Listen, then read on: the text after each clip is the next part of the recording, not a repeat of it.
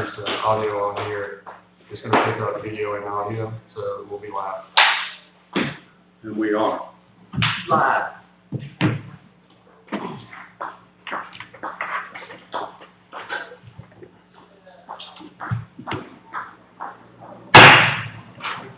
Good afternoon, everyone. Good afternoon.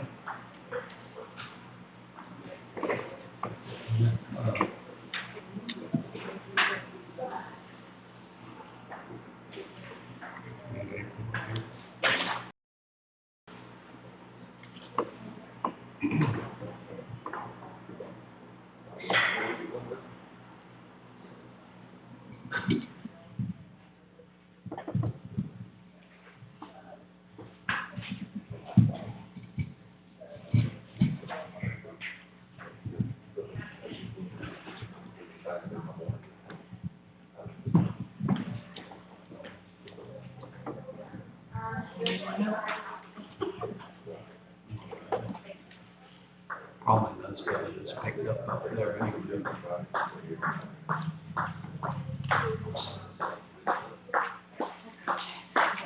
Wait for something else to print, and it wasn't printing as fast as what I wanted it to.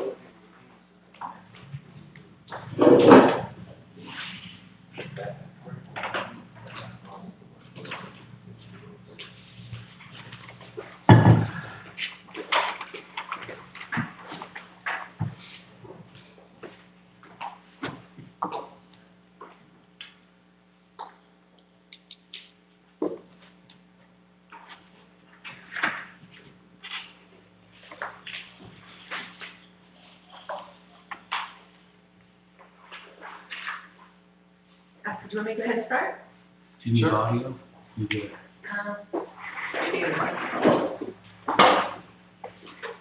There's two places that you have to turn on in that thing. One's inside, one's on the back. If the battery's good. One's inside? Yeah. Unscrew the bottom. I thought they were on. My apologies. That they are, but, easier. See if that other one's live.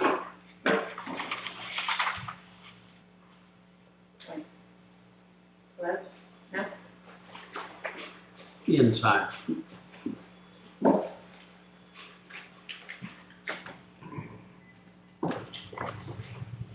What?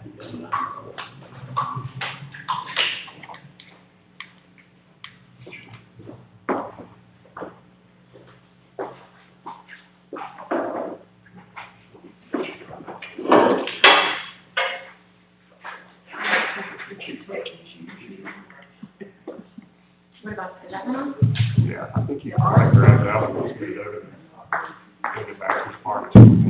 That one's That's on. on. Yeah. Perfect.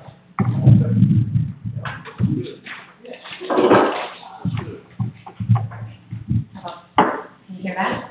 Is that a little better? Yeah, that's good.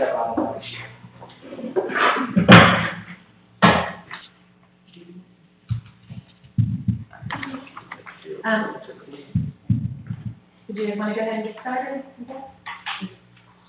I think the only person we're missing, is, Betty. I would think she's supposed to be here. Dwight, we know, is not gonna be here. So, unless the mayor wants to give her more time, or, what are you gonna do, Mayor? I know Dwight will be here for the Monday session, but he did take a copy of this, He did. so, Miss Betty has one as well. yeah. So, I would say let's proceed. We can always back up if we need to, but in the interest of time, let's continue where we're at. Okay, well, I had asked the departments to go ahead and join us today since this is considered a workshop. But what you have in front of you is, I want to say, kind of a draft number one for the proposed FY21 budget. And as you know, I've spent the last couple of months going through the current budget and fixing a lot of the line items and a lot of the expenditures and putting things in the correct accounts, making this, helping the city of Statham get more in line with the DCA's rules on the chart of accounts. So I've spent a lot of time, I feel like that taking care of that and getting things, is up to par as I can in the first couple of months of my employment here in the city of Statham. So the numbers that I'm presenting to you, you may have some questions regarding the, like the current year's budget versus the actual, because of several of the line items or the accounts have been moved, maybe renamed. You might see something that was budgeted and there's a $0 amount, and that's because something has been moved into the correct account. So when you look at the fiscal, this upcoming year's budget draft, I just want you to look through it, go over each different line item through each department, ask any questions.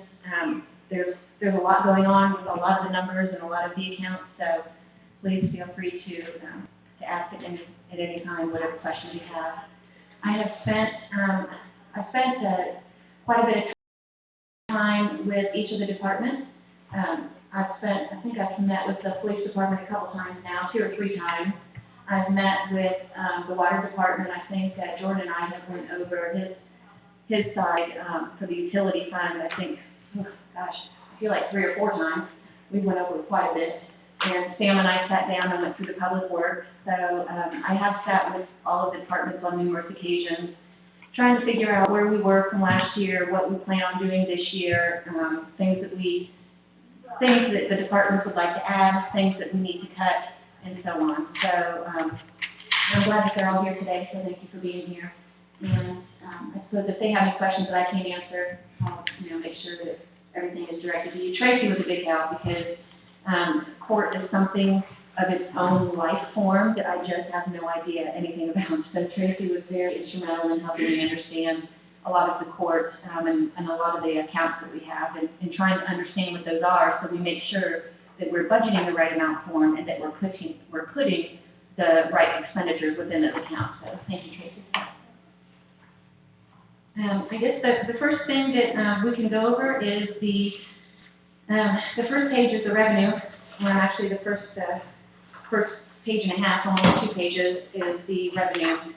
And as you can see, there are some areas that are highlighted yellow. And one of the things that I'm not for sure we'll be able to tackle today, at least be thinking about over the course of the weekend and for our meeting on Monday, is the revenue that we would collect from new construction, from water tax, from sewer tax, and so on. A lot of this is kind of up in the air with that moratorium that we have in place. So as Mayor and, you and I had discussed this, I think briefly yesterday, that I think we're gonna meet with our planning and zoning tomorrow morning to see where we are on all that, so we can at least move forward with the revenue estimates, I guess. Is that correct? Yes. Yeah. So a lot of the yellow blocks will hopefully be filled in before our meeting on Monday. Hey, Brian, I got a couple of questions. Sure. On this first page. On our excise tax, our actual at 4/30/2020 was $477.21. I know that you were involved last year with the approved amount being $15,000. Does that come in? How does that come in? How are we paid that?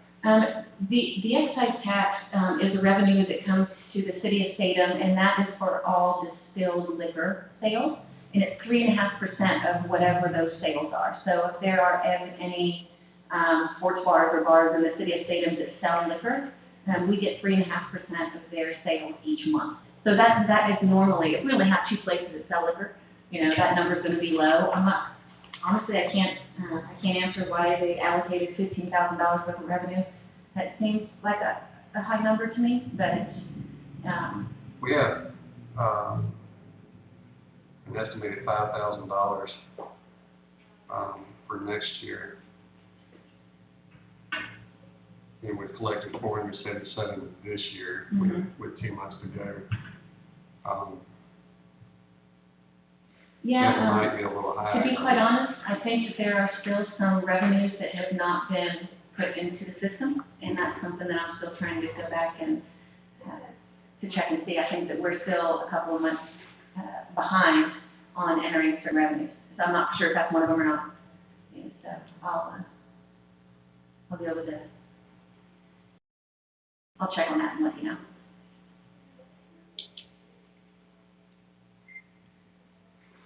Was that the, Uh, all the questions? you can go ahead. No, I'm No, just. I'm just looking down through here.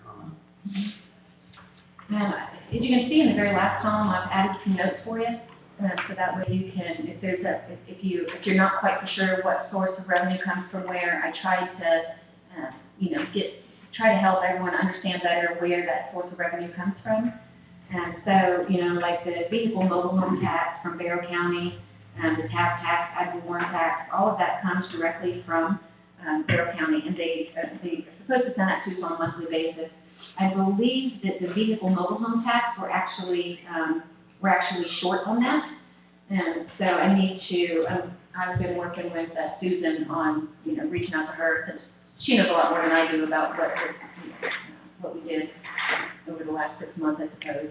But, and then from her previous, being here as city clerk, she's a history of information, but I'm pretty sure that we have not received all of our checks from Barrow County for the vehicle mobile home tax. So that's also something that I'm. And for my other question is, the local option sales tax. Yes, We've collected about $337,000 this year. correct. Has the state given any projections that you've heard on the downturn? No, and I've even checked into to SPLOST too, and I've just not seen any projections. So now historically, I think even in the last 2 or 3 years, the loss in SPLOST has increased. So I'm not comfortable with decreasing the amount that we have at least received from this current year. I don't know that I would increase it a whole lot, but, it's really hard to say with everything that's going on now with the COVID and stay at home and people not being out and traveling so much. It's hard to know what to expect from those revenues. It really is. Well, one of my concerns is that we have a sewer bond that pretty much SPLOST was allocated for. And if our revenues are down from SPLOST, we're going to have to figure out some way to pay that sewer bond. Correct. Yes. Which is an astronomical amount of money every month, or every 6 months that we have to come up with. Yeah, I think that, the bond payment is gonna be on the water. It's about $325,000 a year for the sewer bond.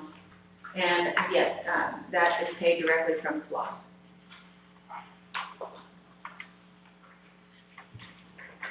So, I guess what I'm getting at is if the economy doesn't turn around really fast, we could have significant revenue loss in SPLOST. And then we're gonna have to make up that shortfall, either out of utility or general fund, I guess, for sewer bond payment. Yeah, but again, I have not heard any projections, not for loss, not for SPLOST, not for either.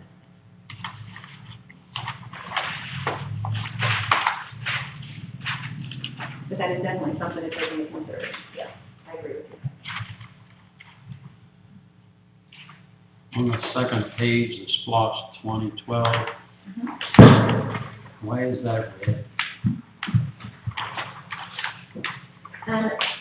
Well, part of that is, one of my questions was, is that the 2012, and why are we still receiving money for it, and why has $71,000 been allocated to the SPLOST 2012? And I think it was something with the previous administration, and I'm still trying to figure that out. So I believe that it is supposed to be there, but I don't know that the dollar amount is correct. So it's red for me to just take notice and check into. Mm-hmm.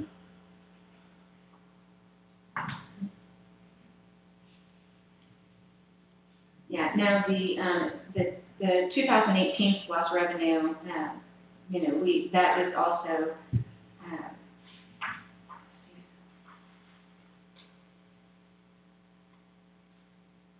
that has also been, allocated to sewer.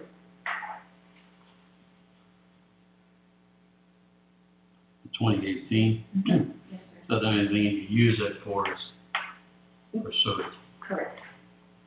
whether to replace lines or expansion. I would have to try to locate the 2018 SLOSS and read it to see exactly how it's been allocated. Because that bond goes through, we only get through 2030, if I'm not mistaken. 132, 33. The 2012 bond,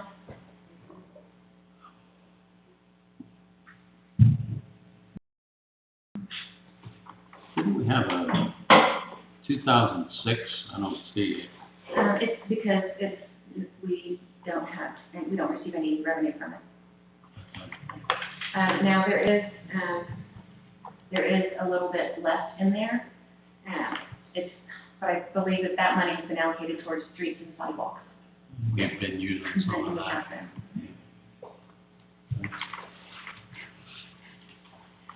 When you guys are looking at the permit, fee schedule, let's say tomorrow. Tomorrow morning. You're doing it tomorrow. Jerry's Would coming. it be possible to get a breakdown on what it's costing us from code enforcement and building inspection and that sort of thing? That's not with Jerry White, that would be with Bureau Veritas. And, Bureau Veritas handles all of our building permits, all of the construction permits, any inspections, all of that kind of stuff comes from Bureau Veritas directly. And from what I understand, they receive a certain percentage of whatever it is that we collect Okay. as a way to offset that. Now, on the other side, the code enforcement side of the Bureau Veritas is something that we pay, at an hourly rate.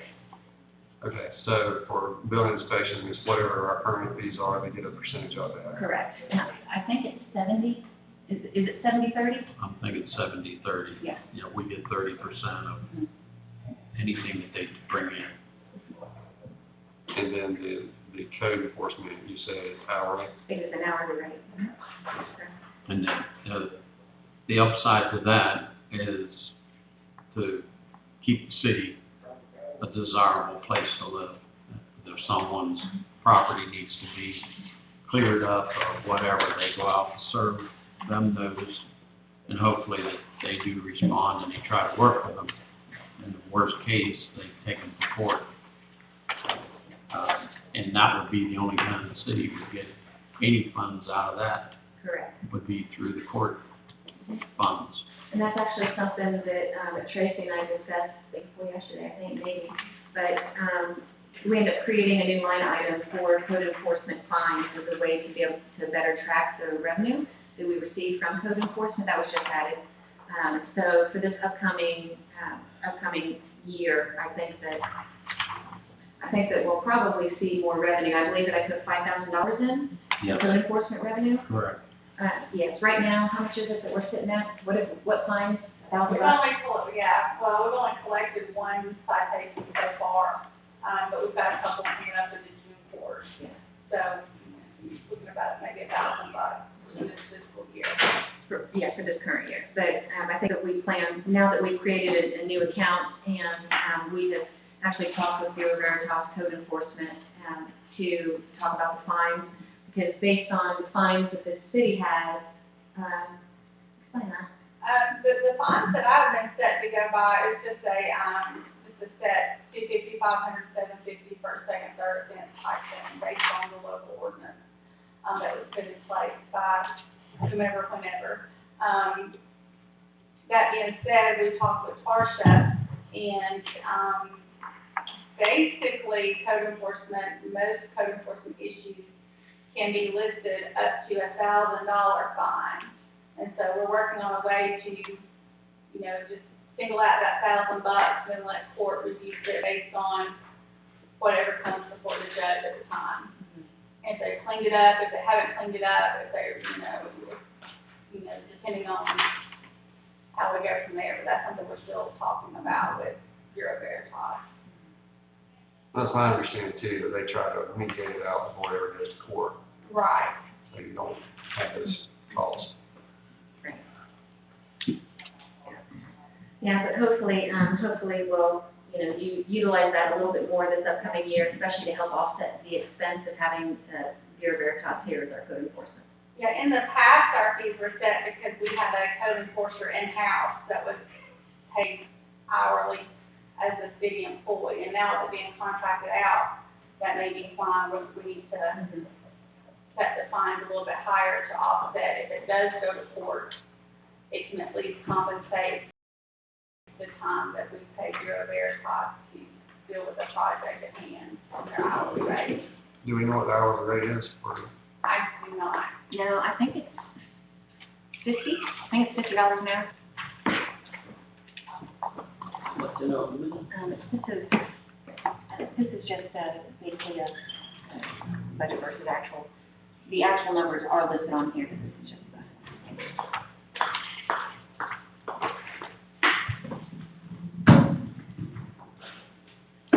Now, as far as the water bills, the water and sewer bills, you'll see in parentheses where it says bills, in line item 520-004, 34421, and 34422, it's on the second page.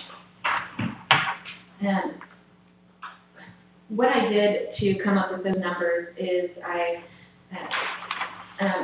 Sandra had printed me off basically a year's worth, the current year's worth of water and sewer bills, and I was able to pull an average based on the number of people that we send bills to. And then I know that our rates are increasing by 5%, so I took that average and increased it by the 5%. I did not allocate for any new neighborhoods that would be coming in or anything like that, but based on the current bills and the current customers and increasing that to the 5% is where I got the 993 and the 248.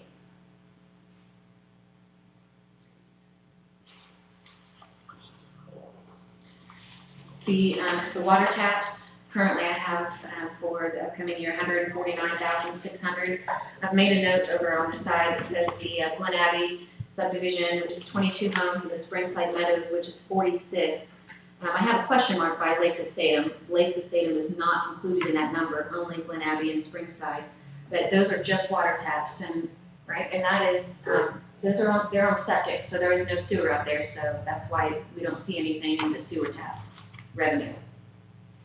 Now, if Lake Statham moves forward,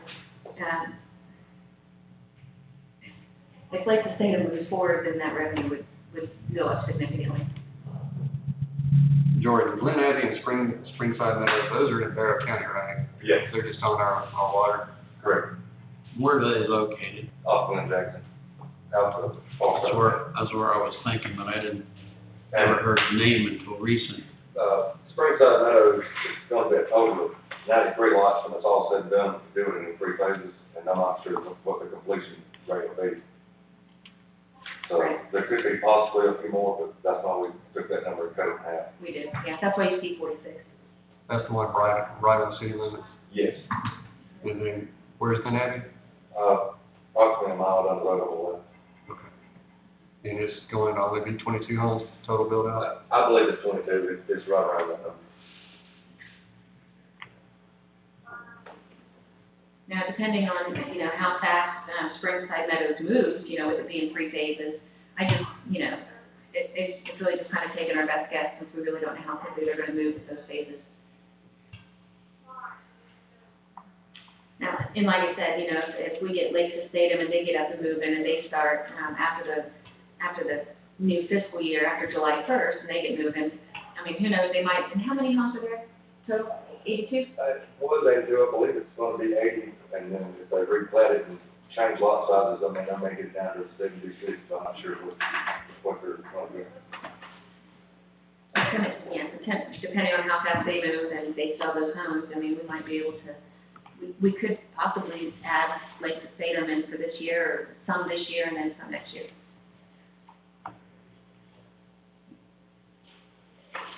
Sewer taps, I don't have anything there yet. Again, we just gotta, that's just something that we're gonna have to sit down and kind of go over, with the sewer taps. But even with my projections, I suppose, with what we have in here so far, we're looking at about 4.1 4.192 revenue, but that does include the ARC grant that we had received that there have been some questions about. So worst case scenario, if you don't feel comfortable with keeping that in there, when you're looking at the total revenue, then you can subtract the 968 from that. Yeah, maybe jump back to that Monday. Yes, and I reached out to Mr. Hood to see if he'd be able to attend the meeting on Monday, and he has been self-quarantining himself, so he said that he would let me know. Okay.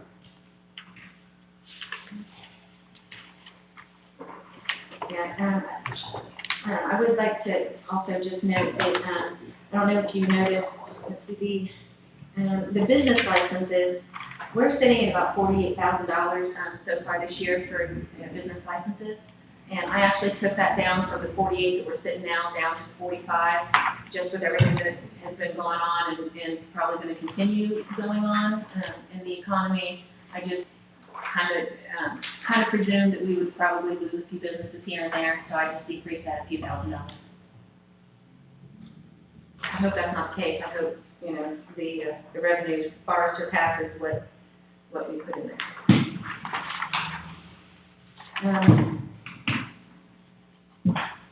Hopefully, like I said, hopefully by Monday we'll have some better answers on some of this revenue after we meet with Jerry White tomorrow. Now, if you would like, we can start going into the expenditures, which starts on the bottom of the second page. And the way that I have this broken up is by department. Now, last year, the mayor and council had just been combined with general government for City Hall in general administration. So what I've done for this new budget year, and hopefully, moving forward, is I've created a new department called Legislative, and the department number is 110, and that is mayor and council. So with that being said, I have created a handful of line items, including the committees that you established at last month's council meeting, or 2 months ago? When now? 2 months. Yeah. So I have moved, legislative, like I said, is a brand new account.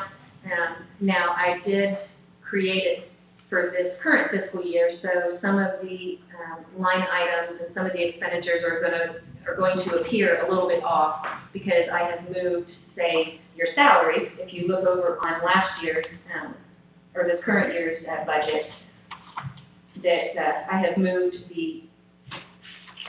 I thought I had moved it. I have not moved it. Moving forward, I guess I wanted it. That the $33,500 in the salaries, they said, that came out. I did a journal entry from the general government salaries and moved that money into your own account. That way we can, that way you guys have your own budget.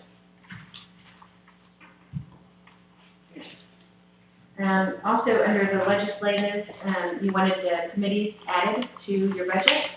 So I have added the Sunflower Festival Committee, Holiday Finance, Economic Development, the Beautification, Historical, and Safety and Awareness Committees.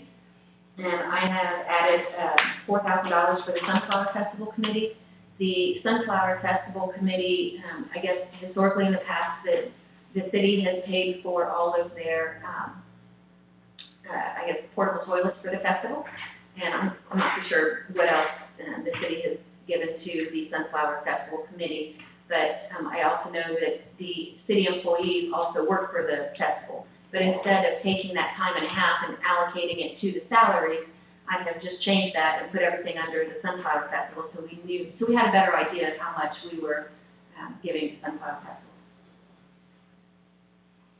And a little bit more clarification, the $300 each, and the reason there's differences in how much is allocated. Mm-hmm. The reason being, if there are trees that need to be cut down and mulch purchased for flower beds, things like that, that's why the beautification tree committee is a higher allocation. And of course, she's already explained the Sunflower Festival, there's porta potties involved. The majority of the other committees, most of the expenditure is basically the advertisement in the newspaper saying there'll be a committee meeting in such and such a date.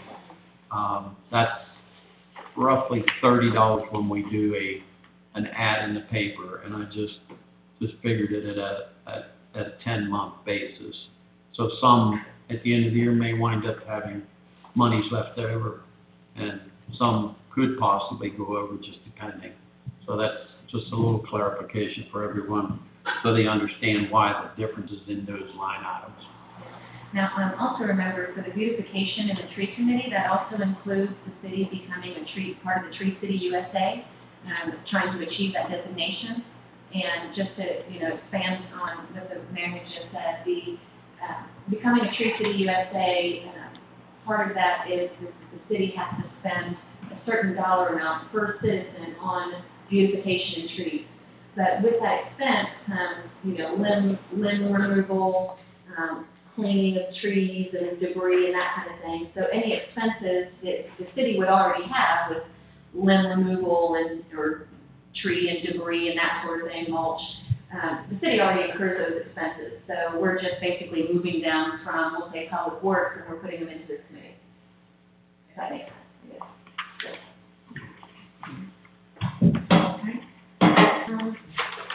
Yes, moving on, I went ahead and I added $1,000 for public information and relations for legislative. That just is $1,000 for public relations, and information is basically anything that you would do reaching out to the public or being involved in the community. The police department also has public information and relations, which is actually a pretty important part for the police department to be involved in the community and public. So they also have a budget this year for public relations. Communication, now you'll see several things. Well, my goal is to get all of the account numbers to be the same throughout each department. The only thing different is the department numbers. But one of the things that I've learned from starting on this project is that the city of Statham has over 750 different accounts. So I was really trying to get some of that cleaned up and trying to, I want to say, combine certain accounts. Like if there's a certain account that maybe we can put 2 or 3 items in, instead of having 4, let's just take that down to 1 account number. With that being said, one of those types of items is communication. So communication, instead of having a line item for cell phone or pager or internet, postage, basically any form of communication, that has been combined and that has all been put into communication. So if you look over to this current year's budget, you will see where it says, let's see, I guess if we go down to, another one would be general government. So on the third page, the very last 3 items, you'll see communication, cell phone, and internet charges on the left. So all of that has been combined into one line item on communications. I have done that on a couple of different accounts. So like I said, it's just trying to get it cleaned up, trying to eliminate some of the account numbers that we have. April, the next line item, advertising, I'm assuming that's placed under general government for all the ads for meetings and everything. Yes. Mm-hmm. Yeah. Now, the general government, now as you can see, the second department is elections. We don't have any elections this year, so obviously I didn't put anything in the budget for it. And the third is general government, and that's department number 160. We're on page 3 still. But general government is City Hall. So that would be me, and that would be me, Susan, Sandra, and Connie.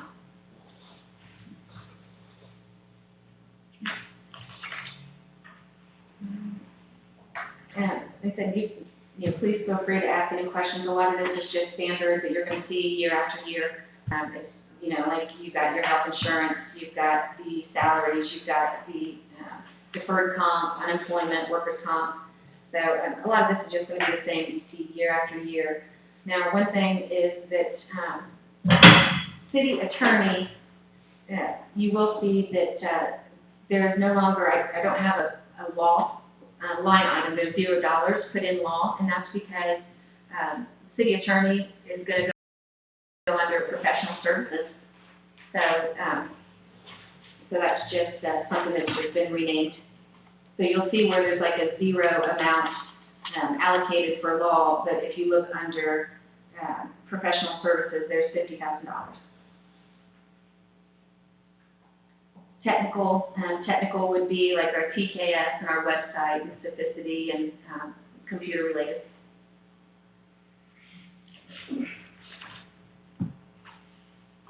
Communications, again, that includes cell phones, internet, postage, MiFi, that type of thing.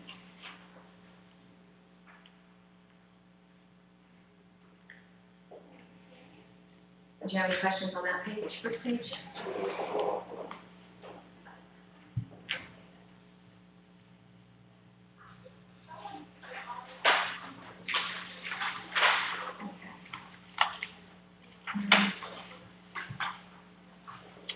Moving on to the next page, you'll see under 150, under department number 150, contract labor.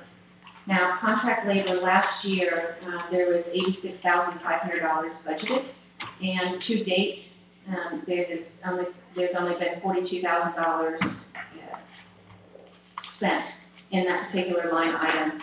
Well, one of the things that, you know, like I said, when I was going through and I was kind of cleaning things up, that there were multiple things that were put in contract labor that should have been put into technical or professional services or somewhere else. So that's one of the reasons why that number is off so much. So for this current year, you know, contract labor would also be if there's a contract labor, somebody that we hire to come and work for us, but they're not considered an employee. You know, so, but that has changed significantly also. So for this upcoming new year, I've only allocated $2,500 for contract labor. Contract labor would really be more, if it's not hiring somebody to come in and do a job for you, you know, like, you gotta hire a plumber or an electrician or something along those lines. Somebody that you gotta hire on contract to come and fix something. That would fall under that. So that's gonna, you know, there's a big difference there. Jumping back to the previous page, page 3, for salaries, Yes, sir. those were previously split across utility and general fund. I'm sorry? The salaries were previously split across utility and general fund, like 80-20 or 60-40 or something, and now it's 100% in general Correct. government. Yes, and I did the same thing with the public works. The public works was split 80-20, so it's just a better way to keep track of public works salaries, that we just put it all under public works and not mixing it up.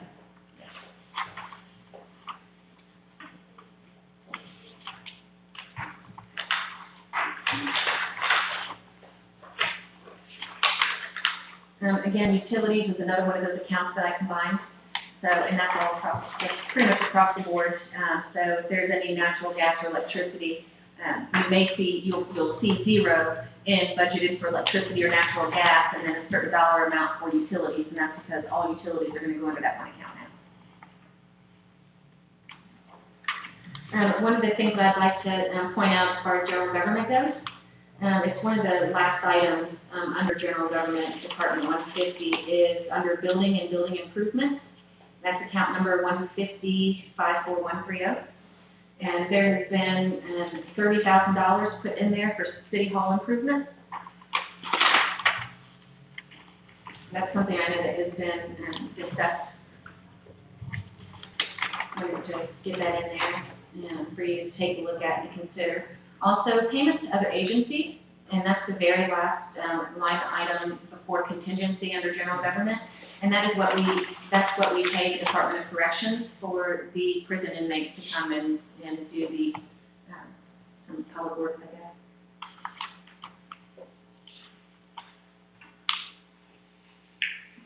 Another thing that I did for this new budget year is I've created a finance department, which is 151. Of course, there are only 3 accounts in there: accounting, budget, and audit. And I allocated $1,000 towards the accounting line item, which would be any sort of expenses with have to do with processing, checks, and any type of accounting purpose. I've also included the audit for our next 2 years of audits in here at $28,000, and hopefully we'll be able to get the next 2 years in and finish this year. Jumping up real quick, do we know what workshop expense was? We had $1,000 for it last year. I know. Do we even know what it was? I'm assuming this, so I don't know, something along these lines is budget workshop expenses, what I'm assuming that was meant for, but there hasn't been anything sent for workshop. I didn't add it to this coming year.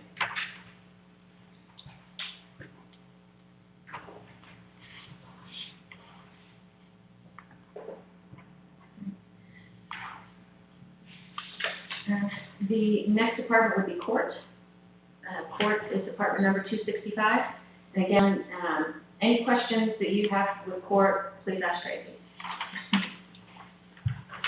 She has, like I said, she's done a really good job of helping me out here. I believe that there's one expense that I don't have in here correctly, and that is the software. Is that right, Tracy? Yeah, the software, is split 50/50 between, because we utilize the same software as far as I have a court and use the RMS, but it's all joined, it's linked up. Court has theirs listed, for, account 54241 for $5,700. But there's not a 54241 under the police side that needs to be added for the same 57. And it may be in there, I may have just activated Right. it, so I'll I'm go not in saying and it out like double it is in mine, so I just wanted to Yeah. just make sure. I'll make sure about that. So we need to increase the police department request 5,700 to cover that, Yes, because it's not currently met. correct.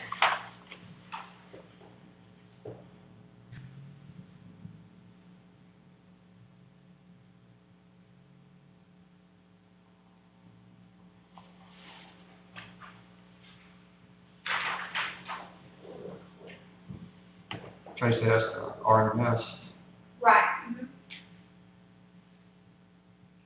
that through courtware, is that right? Yes. Mhm. Court.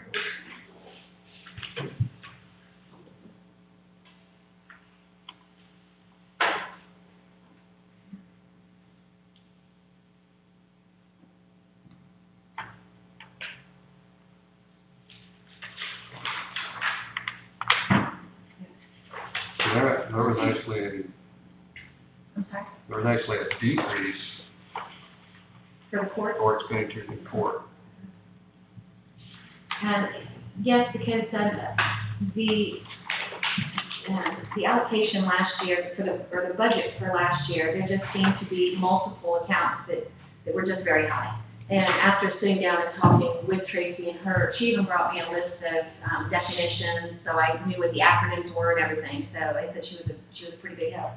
And I think that just really sitting down with Tracy and looking at that and her helping understand what that is used for really helped us better determine what kind of expenses we were actually going to be seeing for this new year.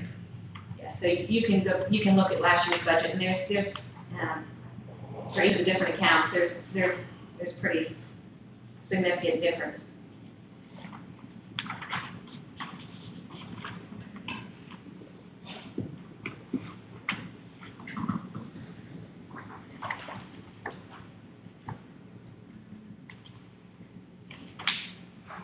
Do you guys want to move on to the police department? Okay. I mean, everybody else is ready now. Yeah. Again, I've sat down with Chief Underwood on several occasions, and we went over the budget. I actually went out,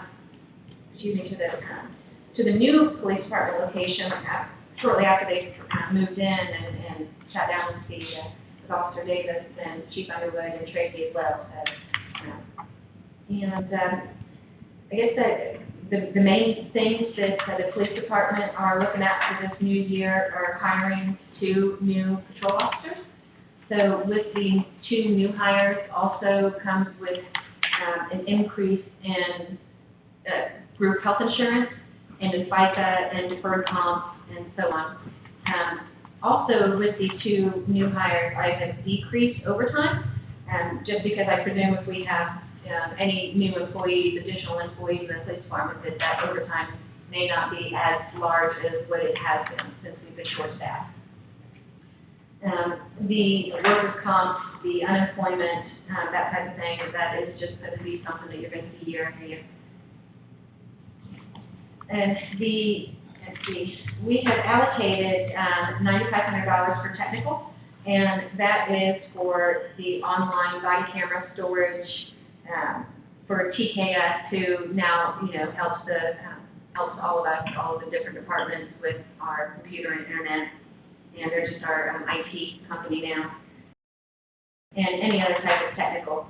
I've decreased that a little bit from what we have spent this current year. We've spent currently $11,000, but a large chunk of that has been because the police department has moved locations. So now that we won't have that expense of moving all of that equipment, I took that from the $11,000 down to the $95,000. There wasn't anything budgeted in that line item for last year. That was just something, that was a new line item that I had created so we could allocate it better. Now, the expense was there, it was just listed in a different account.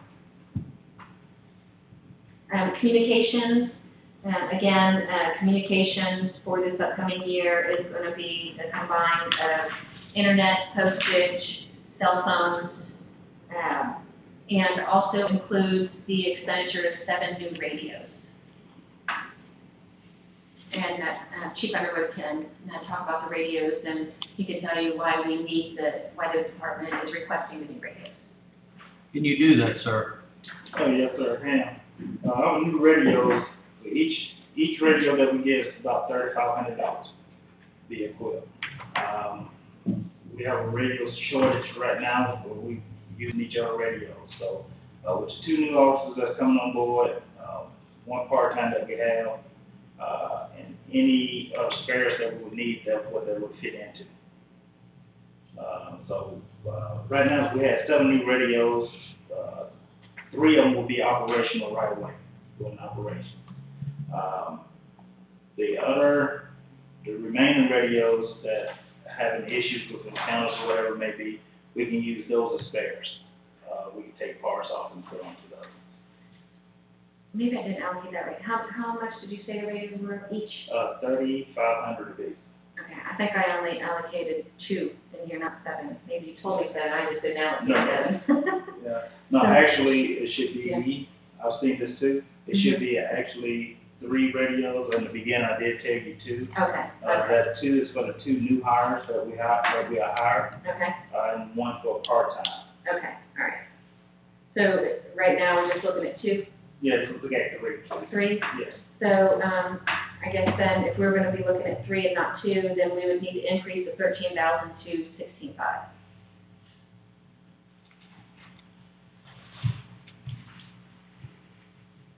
Chief, I got a question for you. Yes, sir. This budget one, if we don't have the money there to do the new hires, how many radios will we still need at that point? Right now, we're sitting at 0 extras, so, we didn't hire no new hires, we wouldn't have no radio. If, one of my guys' radio go out, then they flip to Ryan, we lose the radio, we down radio. Did you have a question? I just wanted to, that we do need at least 2, because prior to Underwood coming on board, we had, the radios had a couple fizzle out, so we have dipped into what spares we had. It's why we're at this point that there's no more spares.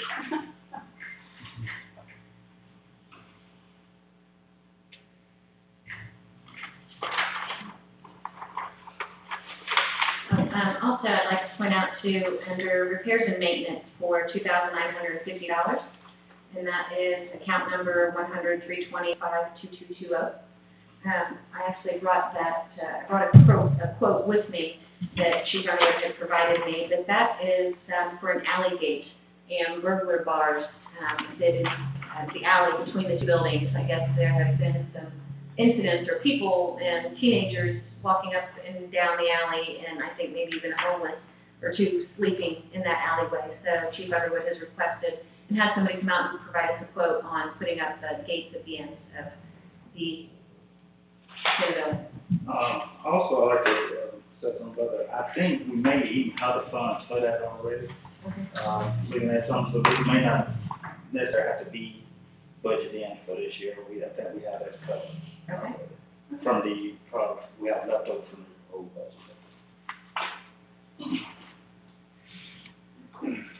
Chief, do you feel confident striking that from the proposed budget then? Yes, sir.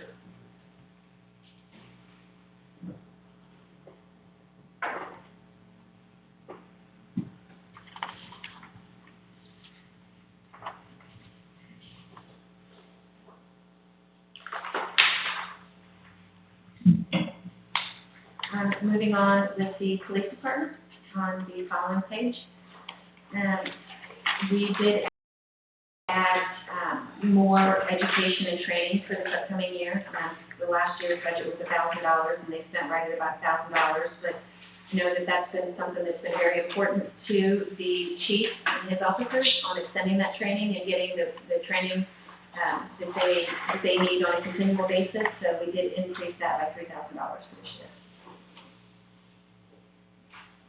Chief, kind of, it's a little off topic, but on the same topic. Is there anything in our policies that you know of,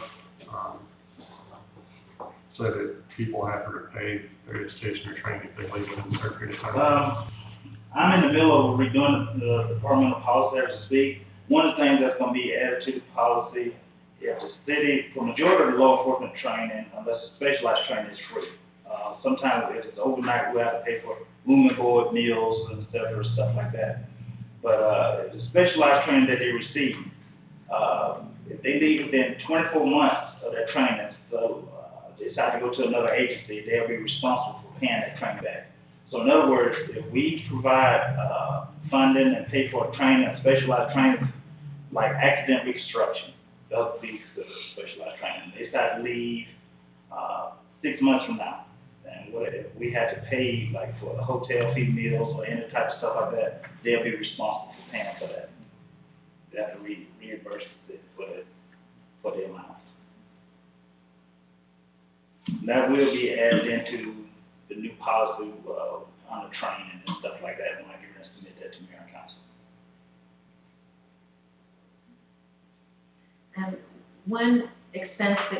One significant expense difference in the police department for this new year is, if you look under line item 100-320-53260, there's an additional $19,200 that wasn't allocated last year, and that is because we moved out of the building beside the library for the library to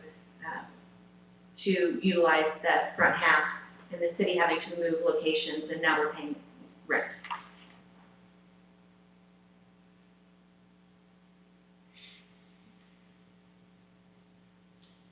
So the $19,200 is an additional expense. Also, we have added $3,000 for police protection. That is actually also a new account number, and that was just a better way for us to allocate for ammunition, firearms, tasers, any type of police protection. So we have added $3,000 for that. I know that the chief is needing to purchase some ammo and even firearms. So. And Chief, my understanding is some of our ammunition is 9, possibly 10 years old. I can't say how old it is. It is outdated. I would at least say at least 2 years, if not 3 years old. We definitely need to get new ammunition in. It should be changed for yearly.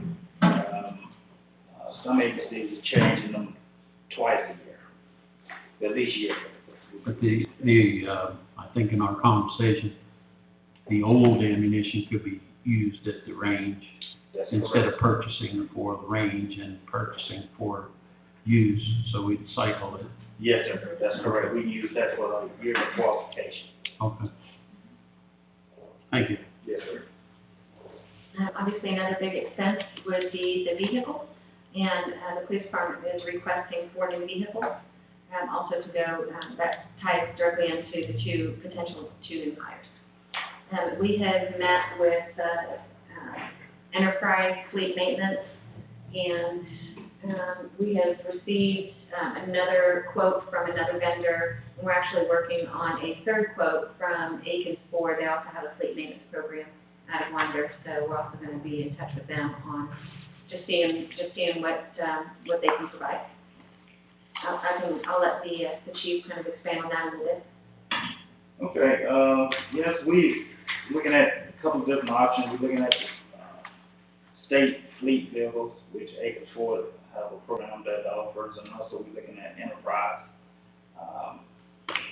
So we're just trying to figure out what's going to be the most feasible, economical way that we can could get these vehicles without actually costing the city a lot of money. We are definitely in need of vehicles. We're just trying to, I guess, now, I think the vehicles that, if we approve for the vehicles this year, I think we'll be in good shape for the next couple of years for the vehicles. We can, get some new vehicles in now.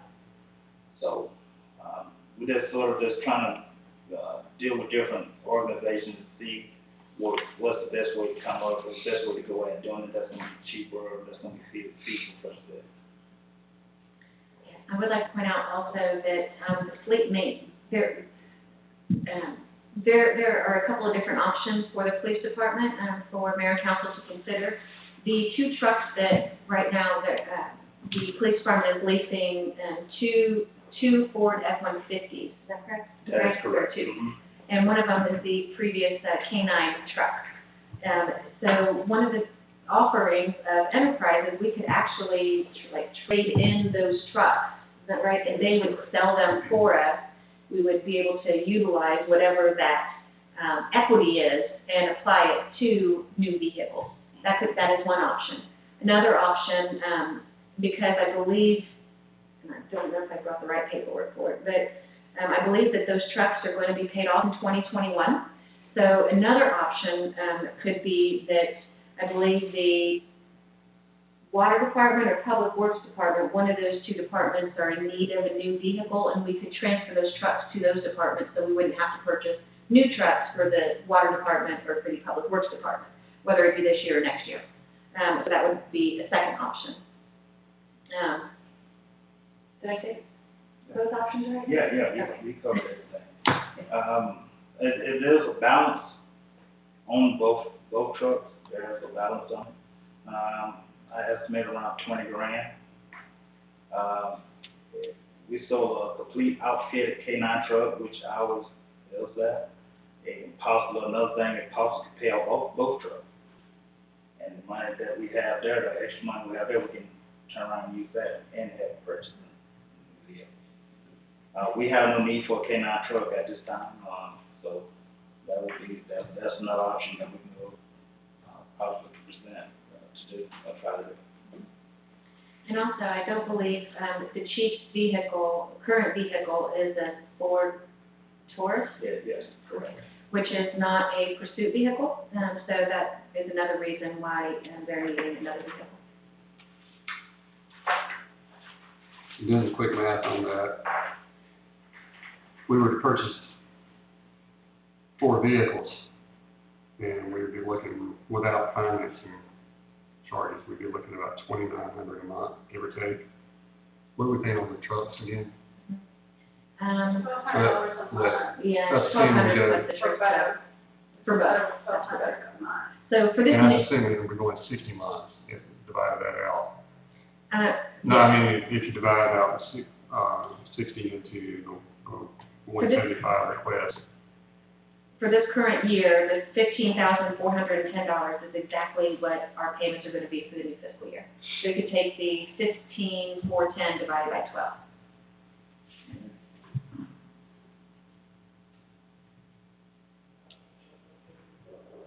So 1,284. Yes. That is the current monthly payment, yes.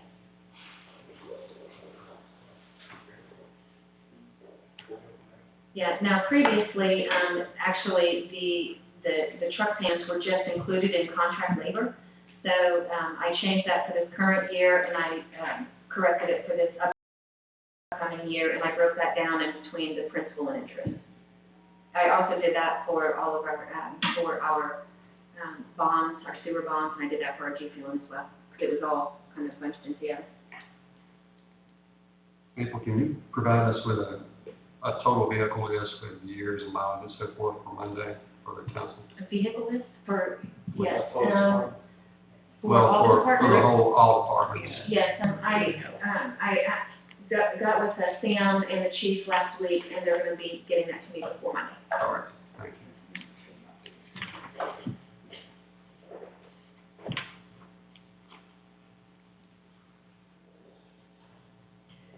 On top of that also, to, Councilman Venable, to kind of move on with that a little bit, is I know that we have, several Crown Vics, that are no longer in use. I believe that we even have a couple of vehicles in the Public Works Department.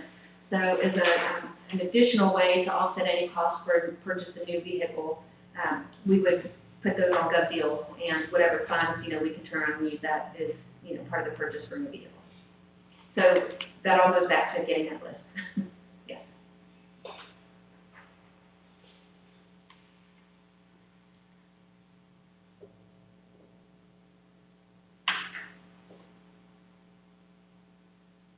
Do you have any other questions about the police department at this time? Where it says computers, how many computers is that? 5, 6. That is for the patrol cars and for a couple of office computers. So how many, is it 5 patrol cars or the, We're looking for at least 2 office, right, desktop computers right, and 5 5 patrol patrol. computers, patrol car computers. Which would be a sturdy laptop. Yes, and that's something that we had talked about. They were about $750 each, I believe. Is that right, Councilman Hannibal, do you remember? Because I think you were here that day when we were looking them up.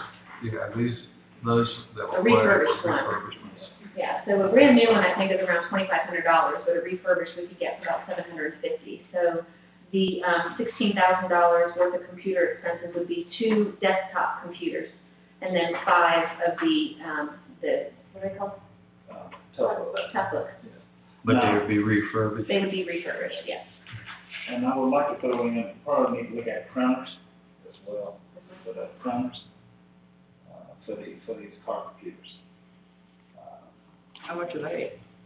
I think we can get refurbished printers on that. I don't know the exact price, but I can definitely get a number. But, The TKS is looking into getting us some rough estimates on some of that too. Could we maybe try to get that before Monday?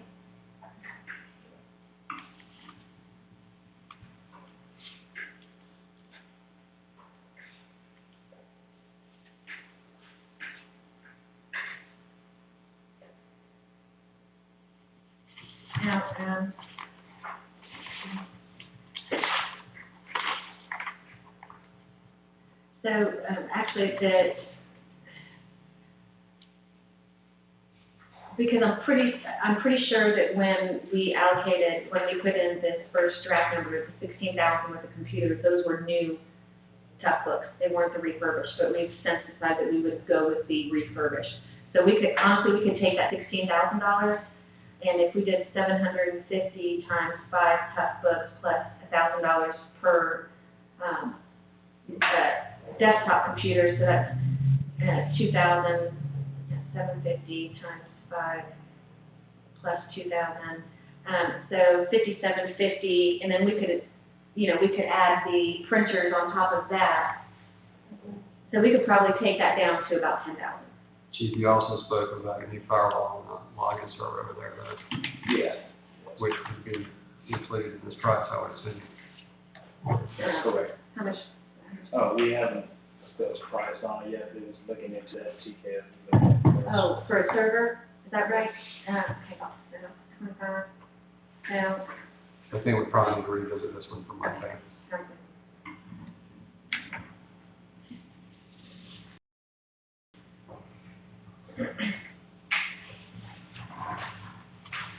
Okay, I guess then moving on to Public Works, you'll see a big difference in the salaries, and mostly the big difference in the salaries is because now, instead of breaking up the Public Works Department, you know, we had some of their money going into the water, some of their money going into sewer, some of their money going into public works kind of thing. So we just moved it all into public works. And that also includes an additional employee, that we've just hired a new employee. So there's another difference there. So, that includes 5 full-time employees and 1 part-time employee. And then again, all of that is, you know, the health insurance, the FICA, deferred comp, unemployment, workers' comp, that's all the same things that you would see year after year, although those numbers probably do fluctuate. But I do foresee the overtime, I'm assuming Sam would probably agree with me that I was assuming that the overtime would probably decrease now that we have another full-time employee. Yeah. So, even this year, well, this year's year-to-date number, if you look on the other half, is 1267.30. That number's a little bit convoluted because still it's being proportioned in different departments. So, And that would have accounted also for what was paid out at the Sunflower Festival, it will now. It did Yeah. this current year. which the next one is, this department could be lower, Yes, and what is Sunflower would be in Correct. that category. yes, sir. Can I ask a question? Yes, On salaries, you have them all clumped together. Is there any way that you can break it out by position? And also, does this include any raises from last year? This is taking their current salaries. Current salaries? Because I noticed in every department, it's just clustered. I like to see them by position, you know, if they're a dollar amount, whether it be salary or hourly total, if it was hourly by the year. I can have that by Monday. Thank you.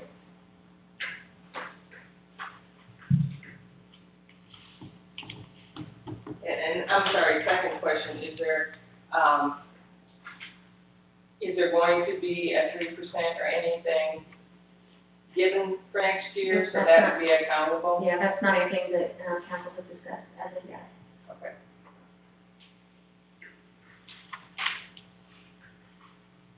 Do you have any questions on that page of the Public Works?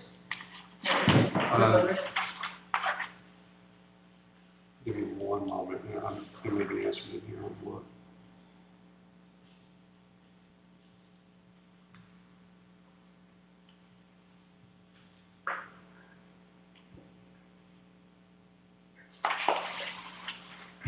So looking over, just glancing, we had paved streets.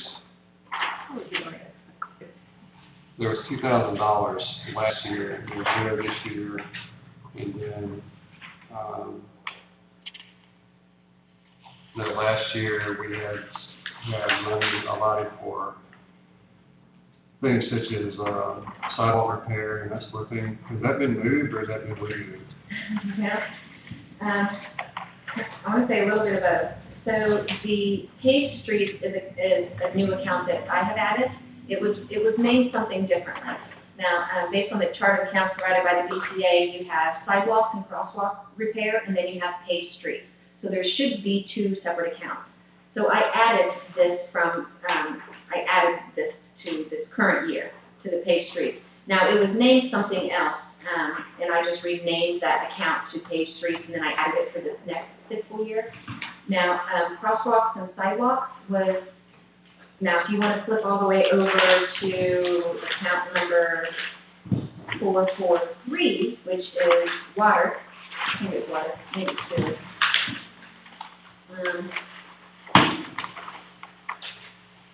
Okay, so yes, the account is 520-443-52240.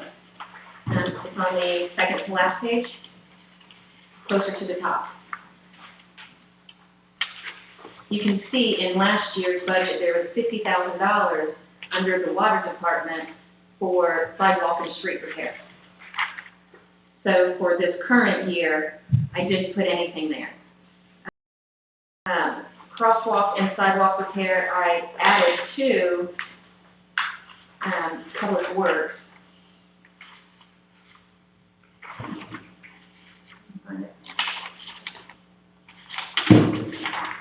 But So I have added that, and the account number is 100-420-54224. Do you see there's nothing in it? Because that is just something that, we need to discuss.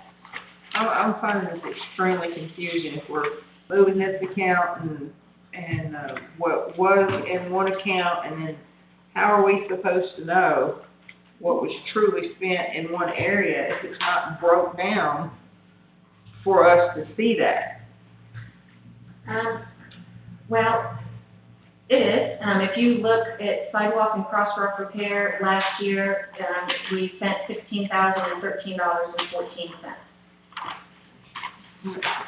Yeah, I know that part on the sidewalks, I understand what you're saying, but it's just, on several different occasions, we've come out with, well, we're bulking the salaries together, because to get rid of these extra account numbers, or we're wanting to get rid of these extra account numbers, so we're bulking this, or we're separating.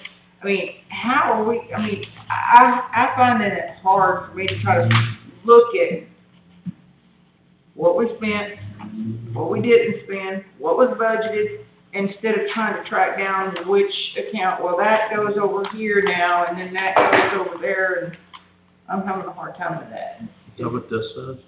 Yes, sir.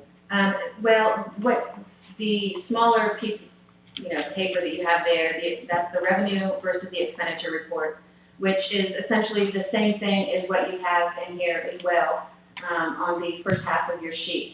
That is the current year's budget versus actual. So what was budgeted and what is actual. So all those numbers are right in front of you. I understand it's confusing because it's been confusing for me too, coming in here and seeing that there were so many accounts that needed corrected. So it honestly was quite overwhelming. So like I said, As you can imagine, that is more, it's even more overwhelming for some people who don't do numbers for a living. Yes, I understand that. But the total budget dollars, there is going to be a little bit of a change, and that's just because something was put into, say, the utility fund that should have been put in the water fund. And any time that I make a journal entry to correct an allocation and it's being moved from one fund to the other, that budget is going to be a little bit off.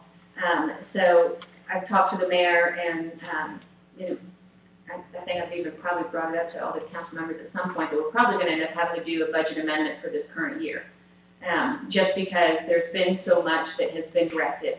Not that there's been a lot of money that has been transferred from one fund to the other, but there have been lots of accounts that have been changed within those funds to correct the allocations. If you want to think of it like this, is that the actual numbers that you were looking at, just say 8 months ago, the numbers, the total, the bottom dollar was probably accurate, but as long as they were allocated in some accounts. But when you have so many allocations that are not put into the right accounts, it's really difficult for any member of council or any citizen of the city of Statham to really see how much we're spending in that one particular line item when there's been so many things incorrectly allocated. All right. It's okay, I'm not the only one, I can tell by the look of her face. Is there a problem with you numbering these pages? I'm sorry? Is there a problem with you numbering the pages? Numbering the pages? Yeah. No, I can add page numbers. It would have, rather than flipping and, Well, yeah, everything's not on the same page.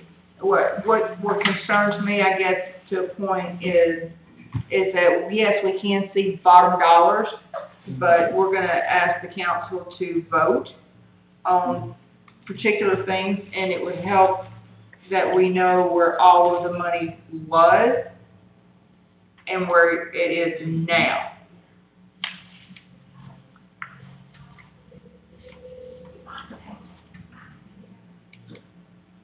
Am I not making sense? It's, other than the budget versus, the current budget versus actual, I don't know what more you would like me to provide you with, giving you the real numbers. I guess, I'm sorry, I apologize.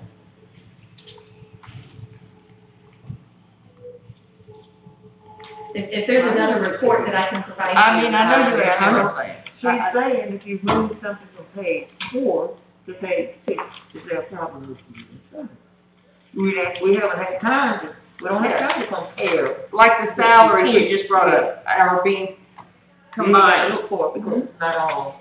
Yeah, it doesn't look, it looks as if we're trying to track it down. It's just, as a matter of fact, that's exactly what we're trying to do, is track it down. Mhm. I watched Gary while ago, it says, wait, before I answer that question, let me see if it's on another page. Well, I don't want, I really don't wanna have to look at another page and try to track it down.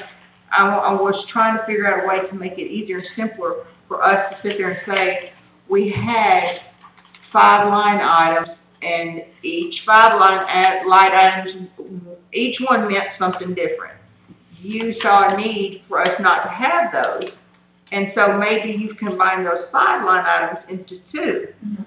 But I need to know which 5 that you put into 2 spots, and what were they for? With a note off to the side saying these 5 line items have been combined into 1, and with the dollar amounts for that. Yes, without us having to search it down. Would that be Yes. possible to do it? Yes, but even if an account was combined, they're still listed on here. Because they were still part of this current year's budget, whether I moved it or not, because it's still part of the budget, I can't inactivate that account number until after this budget is completely approved. So if, as an example, We're not saying that it's not there, it's the fact that we're Yeah. trying to keep up with. You Yeah, know where it that's is, exactly but right. you We know know it's it's in here. Right, you know what to move from, and where you put it, but we, I'll make a bunch of notes off to the side, I guess, so you can, if I, like utilities, and I combine natural gas and electricity, and I put it in utilities. I can put that in the notes off to the side for you, so you understand. Are you saying with the page number 2? So if one of those happened to be page 5, you combined it with another one that was on page 8, and it's now on page 9. Is that what you're asking for?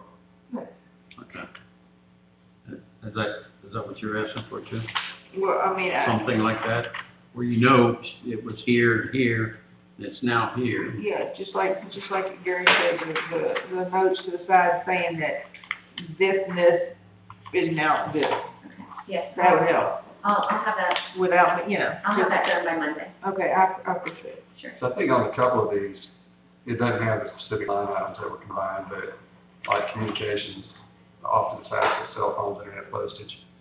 So if we expanded on that with the line item, maybe the line item numbers and the page numbers of where it was combined, that might help everybody find it, I think. Does that make sense? It does. What I'm saying? Yeah, but it's only for that department, I'm not Right. combining communications for Oh, I everybody. understand. Right. I get that. Actually, honestly, what I had started doing is the, line items that, where I did combine something, and moving forward, I'm no longer gonna use that line item, I was actually gonna make red. So you would know that I'm no longer going to use that after this budget is approved. That. I can do yeah, that, if you would like me to. That would help. I think we had one in here that said that very thing was in red, I saw. Yeah, no longer using account, so something like that. It would be, yes, it would be in red, yeah.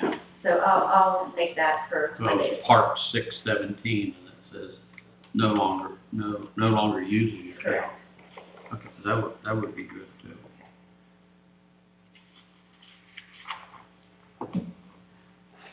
So if I jump back to the sidewalks and crosswalks repairs, Mhm. no, that's, please, jump in if you got questions, stop me. I want to take over the head. Absolutely, absolutely. Uh, But, the sidewalks and the crosswalk repair, Mhm. is there no money? No, I just didn't know what you guys wanted to put in there. Okay. That's just something, Sam, do you have any ideas on that? There are sidewalks and crosswalk repairs? Oh, yeah, like, well, we did that project on Eighth Street, and, that was falling between $50,000 to $58,000. How much was that, I'm sorry? $50,000 and $58,000. For sidewalk and crosswalk? For, it sidewalk on, down Eighth Street, right there where, Right, the railroad track. yeah. I know, Railroad track. I know that It would there's, connect with the sidewalk on Ventura right there that we just finished.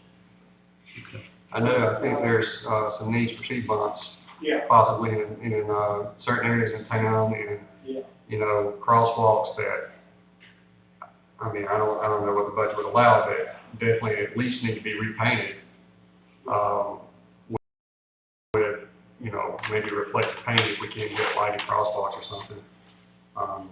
But I think we need to at least try to address that with a dollar amount in the budget, whatever that may be.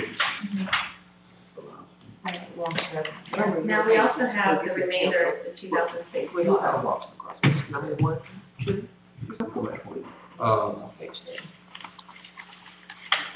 I'm not sure. you don't flip it. Well, let me see what page this would be if I count them up. So this should be page 6 if you count. There, yes ma'am, there's a, in the middle of the page, You talking about sidewalk? there's, Page 7, okay, it's page 7. page 7. There's a, item there, sidewalks and crosswalks repair, kind of middle of the page. So right now, there's $0 budgeted for that. Or $0 proposed for next year. Well, no, On the I just left left it side, blank. Well, Yeah, there are zeros in there's there. no money in there right Yeah, I'm just now. not putting it. Okay. Now, Yeah, that's about it. I did a quick figure up some information that Sam had provided early on, and I think that it was somewhere in the neighborhood of $30,000 to put in, like, school crossing signs, the flashing crosswalks down here at the subway, and I believe up here, it was roughly $30,000. And then if you put in the, what you're talking about, going across 8th Street to Ventura, you're talking, how much for that project? Around 58,000. So you say 60, 90, so you're looking at pushing 100K. I just think even if we're not able to add, we at least need to look at repairing what we got. I mean, if it's possible, I don't know whether that, you know, at least the worst areas. Even if we have to just allocate money to paint. You know, I know there's areas in town where the crosswalks are used and, they're not painted, there's, roads that don't have striping anymore. And there's, you know, and then there's still sidewalks that are either missing or crumbled.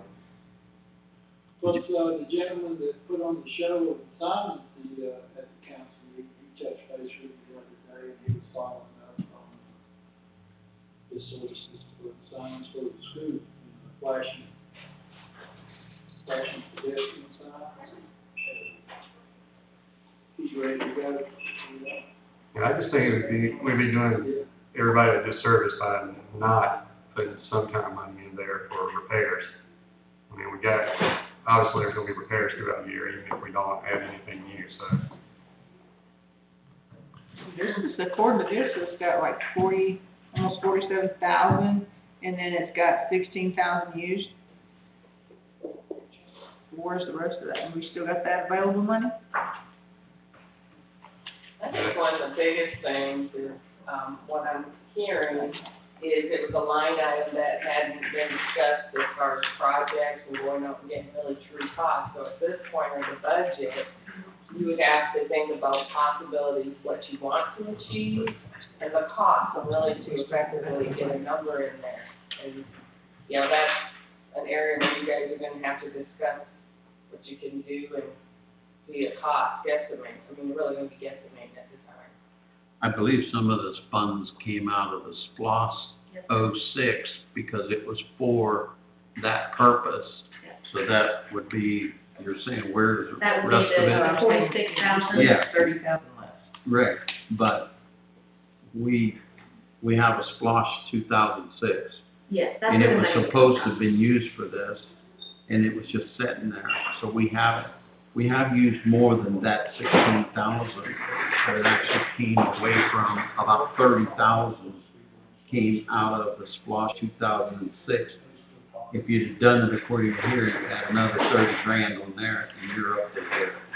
But it came out of the SPLOST. Right, this is a fine example of what I'm talking about right here, about, and then not as far as that, but like, it would help us if we knew that without, if we're sitting there going, where's the other 30,000? Well, if we had that saying that, well, the 30,000 came out of SPLOST, see what I'm saying? But to that, to just the naked eye, it looked like we got 30 grand left. Yeah. Wasn't it? Yeah, I agree with you. I'm just saying, it just dawned on me that I realized and started asking questions, what is this SPLOST for, and what is this? Well, that 2006, if we don't use it, we have to give that back to the government. So it's like, it was earmarked for that, and no one ever used it for it. So we've been utilizing it, and I don't know how to account for it in the budget. Well, the way that it's allocated is correct, and, if that's the amount that was budgeted last year, the 46,982, which was actually budgeted, you know, I pulled up our account, actually just a couple of weeks ago, just so I could, we have several bank accounts, and I was trying to figure out what bank account was for what. And our SPLOST 2006, we have $45,726 in there left. 45, and it was 60,000. Correct. So we, when it does say that, you know, when it's looking like we have $30,000 left in that particular line item, we do. You know, technically we have $45,000 left. You know, that's what's in our bank account, even though, yes, if that's what was budgeted, then we have $30,000 more to spend for this year for sidewalks to do before June 30th. So basically, part of the funds that were used to repair sidewalks or other items, infrastructure, I guess, were split between an old SPLOST account and the general fund for 19 and 20. Yeah, we actually was taking it out of this, and I said, well, why aren't we taking it out of the SPLOST, because that's what it's supposed to be. So the last 20,000 that we spent in Has been coming out of the going SPLOST. out Ventura and going up here on 8th and Broad, that's actually come out of that, so 20,000 and change came. And technically, the 16 should have come out of that also, It should have, yeah. but, you know, I started asking questions, and so, yeah, there's technically that much money is left in the budget. Yes. But we also have a couple of pretty serious road projects that are gonna have to be taken care of. Yes, Yes. correct. So moving forward for this upcoming year, I think that council is going to have to take a look at the sidewalks that need repaired or crosswalks and any sort of roads that need repaired, because we would put those in two different line items. So we would, you know, put whatever's needed for paved streets, you know, for repairs, you got potholes and stuff that need fixed, and then whatever you guys would like to do for sidewalks, we'll go ahead and put that in there as well. We would just need to separate them out, but just know that as of right now, you do have about $30,000 left for this current year's budget for sidewalks. But if you use that $30,000, it will come out of the 45 that we have left. Shouldn't it, I'm sorry? shouldn't it come from the SPLOST Yes, first? that's what this is. But we only have 45,000 left, Okay, and that's where that would come from. all right, so, all right, I got you. We'll make a note of SPLOST. So maybe, you know, if we think about it over the weekend or something, and then come back on Monday, we can get some better ideas of some cost estimates for particular streets or sidewalk projects. Can I ask a question? Yes, If we're gonna take it on SPLOST, this is a general account number, would we not drop it into the SPLOST as our street? Yeah, we could, I could put that in, I could take a journal entry into our SWAP fund. Yeah, we would So, legally, we have to See, do that would that. help us know where the money's at. see, I'm a little confused now. And, cause I'm under the assumption that the sidewalks and crosswalks repair that had $46,982 approved budgeted last year. Mhm. That's general fund, or is that SPOS? No, that's coming out of the budget was put in general fund. Okay. Yes. And then over and above that, we got a SPOS account with money in it currently. A SPOS bank account, yes. Right. Uh-huh. That's We also not, have a SPOS fund, but we just never use it. okay, It's never been used. but that SPOS account is not representative here. Is that correct? Correct. Okay. And you're gonna do a journal. Yeah, I'm just gonna have to clean up the SPOS fund. It's because, Okay. yes, So total between SPOS and the general fund that's represented here, we have about 45,000, you said? Is that right? 30,000 in the general, about 15 left in the SPOS 2006 fund? yes, it's Give or used take. that way. If it's used the way that it's written now. Okay. No, the SPOS fund, you said, how much was left in it? Well, that's what we're saying. If you, right now, we've used $16,000 out of the $46,000 that's been budgeted for this current fiscal year, right? Correct? Okay. No, I'm just I just want to know on the SPOS, what is left in the bank from that's in the 45,000. 45? That's the total amount that we have left from 2006. Yeah. And there again, the reason was we were utilizing monies that we were taking out of the general fund to go against this journal entry. Nothing to do with you or anybody else. I'm just saying, when I questioned it, and I said, but we have a SPOS fund, then we started taking the money out of the SPOS. So we've taken roughly 16,000 out of the SPOS fund. If you're asking me, I didn't do any of that. No, I know. I'm just saying that that's what happened. We started spending the monies because of this being budgeted.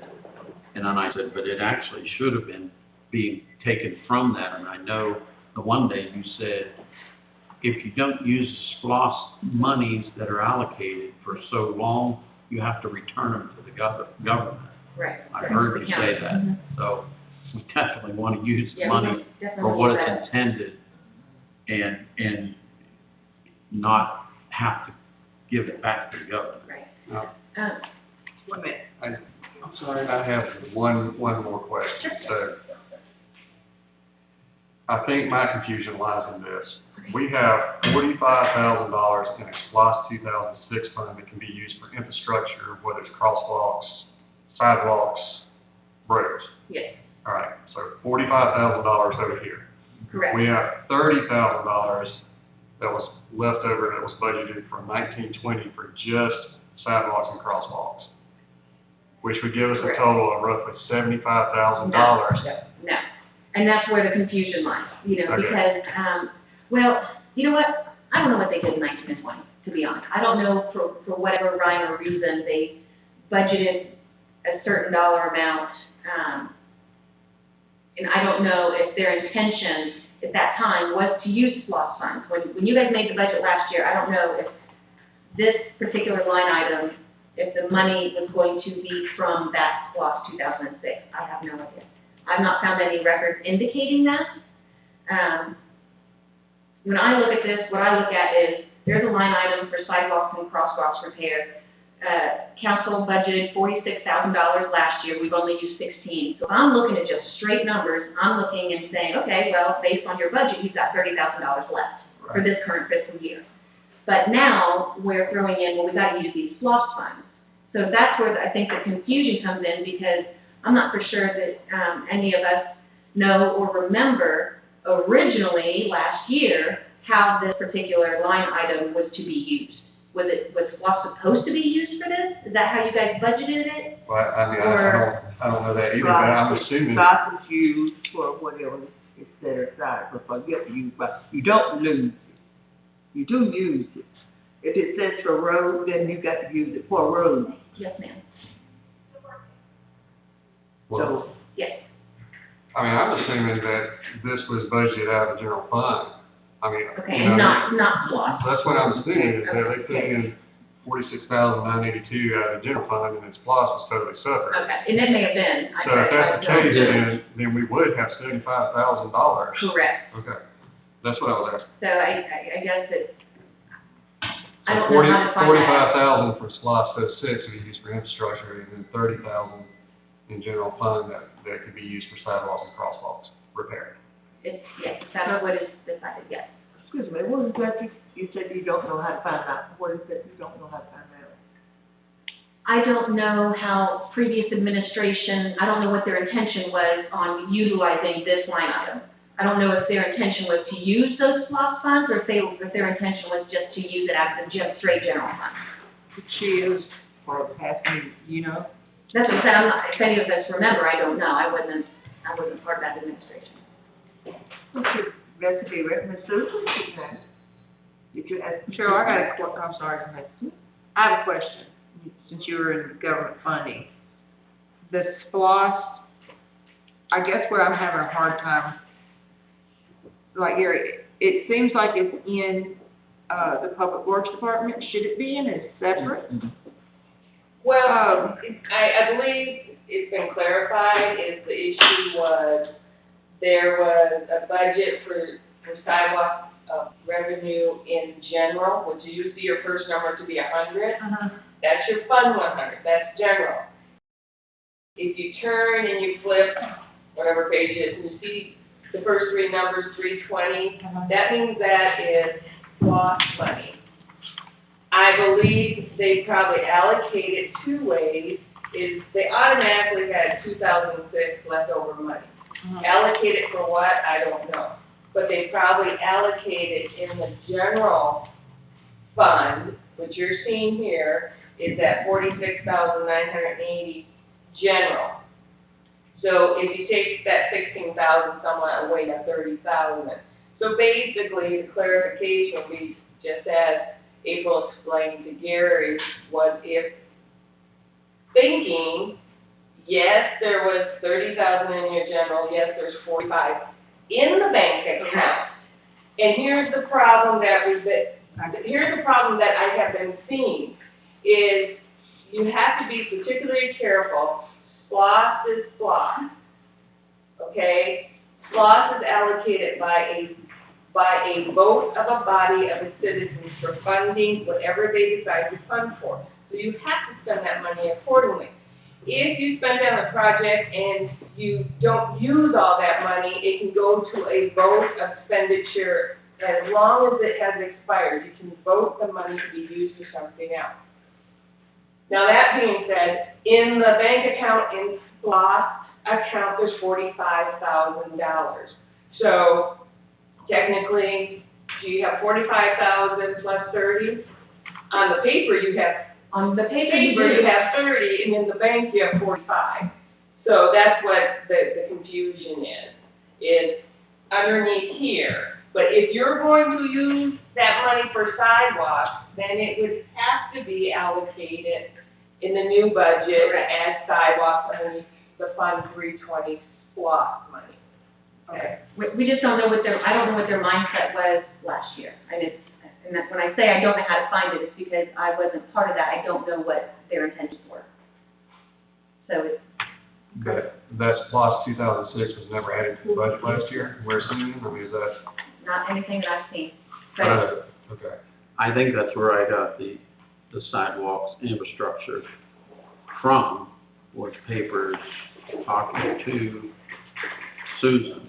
And that's when I asked the question, well, if this SPOS was dedicated for that, then why don't we charge it against it? And that's, I think, where the difference is lying, between what you're seeing here and there, because part of it was coming out of the general fund, and then we started coding it towards the SPOS fund.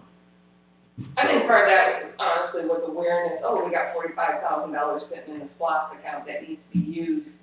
Let's use that versus money that we're trying to collect this year, and we really don't know where our revenues are going to end up being. But you do have that money solid there. I went based on what I read and said, why take it out of the general fund if we have it in this account for that purpose? And I think that's where I saw it. Yes. And I can check with, look at the papers and check with I Susan. think moving forward, maybe for this upcoming year, I think we should just keep it the way that it is now in the general fund.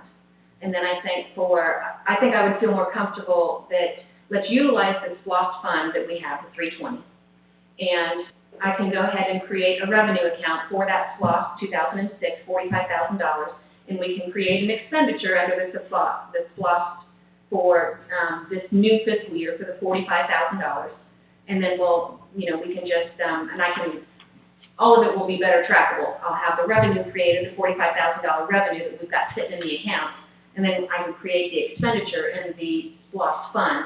That way, both of them will be allocated, and everything can just be kind of clear starting over, we'll say. That's how I would prefer to handle that. I mean, that's the whole purpose of the workshops, is to iron this kind of stuff out. If it's okay with the mayor and council, I can correct that and add that for the Monday meeting. Does that sound good?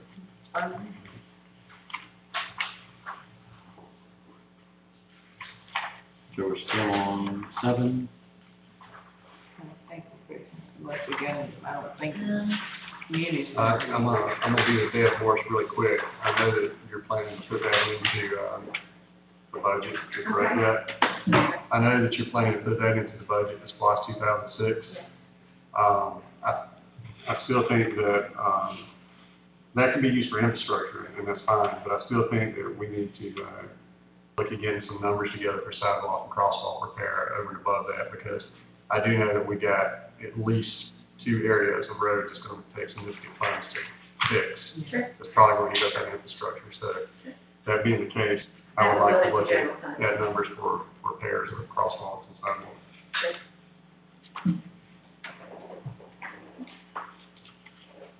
May I submit a request to the budget? Sure. Yes, sir.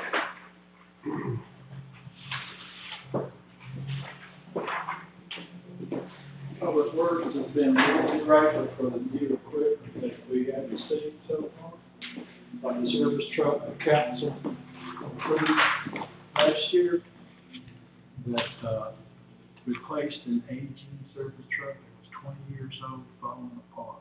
I mean, it was falling apart. And this is really great. The new bush hog, the boot benefit, the coats the guys can wear in the cold weather. There's been a lot of big improvements. If we could just get one piece of equipment every year to replace the real aging fleet. One I'd like to request is one of our tractors that we bush hog with, the Kubota tractor. Bad shape. It's been a problem, piece of equipment from the very beginning, a lot of downtime. The John Deere tractor has been an excellent piece of equipment, you know. If we could replace and sell this Kubota, on gut deals, we might can get $3,000 or $4,000 or maybe more. But just like to put this into the equipment. We are to maybe sleep on tonight and a new bush hog that. Is this similar to the John Deere we have now? Yeah, it's just a So little basically- bit bigger, and it's smaller than the Kubota, a little bit bigger than the other one. Same size bush hog? Yeah. Right. Tractor you're talking about replacing something, what does it do? What do you use it for? All we use it for is bush hogging. Of course, if you need to pull something out of the road, but it's not a 4-wheel drive tractor where the John Deere is. And it's a problem vehicle. We've replaced the clutch twice in that thing since I've been here, and it has to come apart so I can have it. I'm sorry, you said the John Deere is 4-wheel? Yes, John Deere 4-wheel. And that Kubota is just like a typical farm tractor with front wheels, free flow. Yeah. Yeah, it is, You know, if we could fit that in there, So this is used, it says all used equipment is sold as is, no warranty? that's not used. Oh, okay, it just says that right here. Yeah, this is brand new equipment, we have warranty on it. If we could increase the small equipment too, from 1,000 a little bit more, you know, to replacing aging, weed eaters, I think we're down to 4 of them. Increase what? Small equipment, Where's that? I think you got about $1,000 in there. I guess, you know, weed eater, will run you around, or we get a good deal on it at, government contract, you know, but I think they run around $500, you know, a little more, $500, $600. But, it's just something to think about, cause they're getting pretty old, you know, and I know that, saw that we got too, we talked about earlier, you know, if we don't replace it with another brand, at least, they say they're only good for about a couple of years, you know, of use. Cause they work pretty hard, you know, cutting water lines, road, concrete. I know the one is between 4 and 5 years old. Nobody knows how old the other one is in there. Yeah, it's real. They're getting to where they are being repaired every time they're used. We And did you know, get an some emergency, prices. you know, when they fail on you, it's a nightmare. In that case, what he's talking about is, it'll cut pavement or concrete, similar to a chainsaw, but a round blade on it. I believe they're pretty significant in that price. What was the one that you showed me? They run about $1,000. And then, but anywhere from 1,000 to 2,000 for what would work for the city's use, correct? Yeah. So, we have 2 of those, and one is in pretty bad shape. Yeah.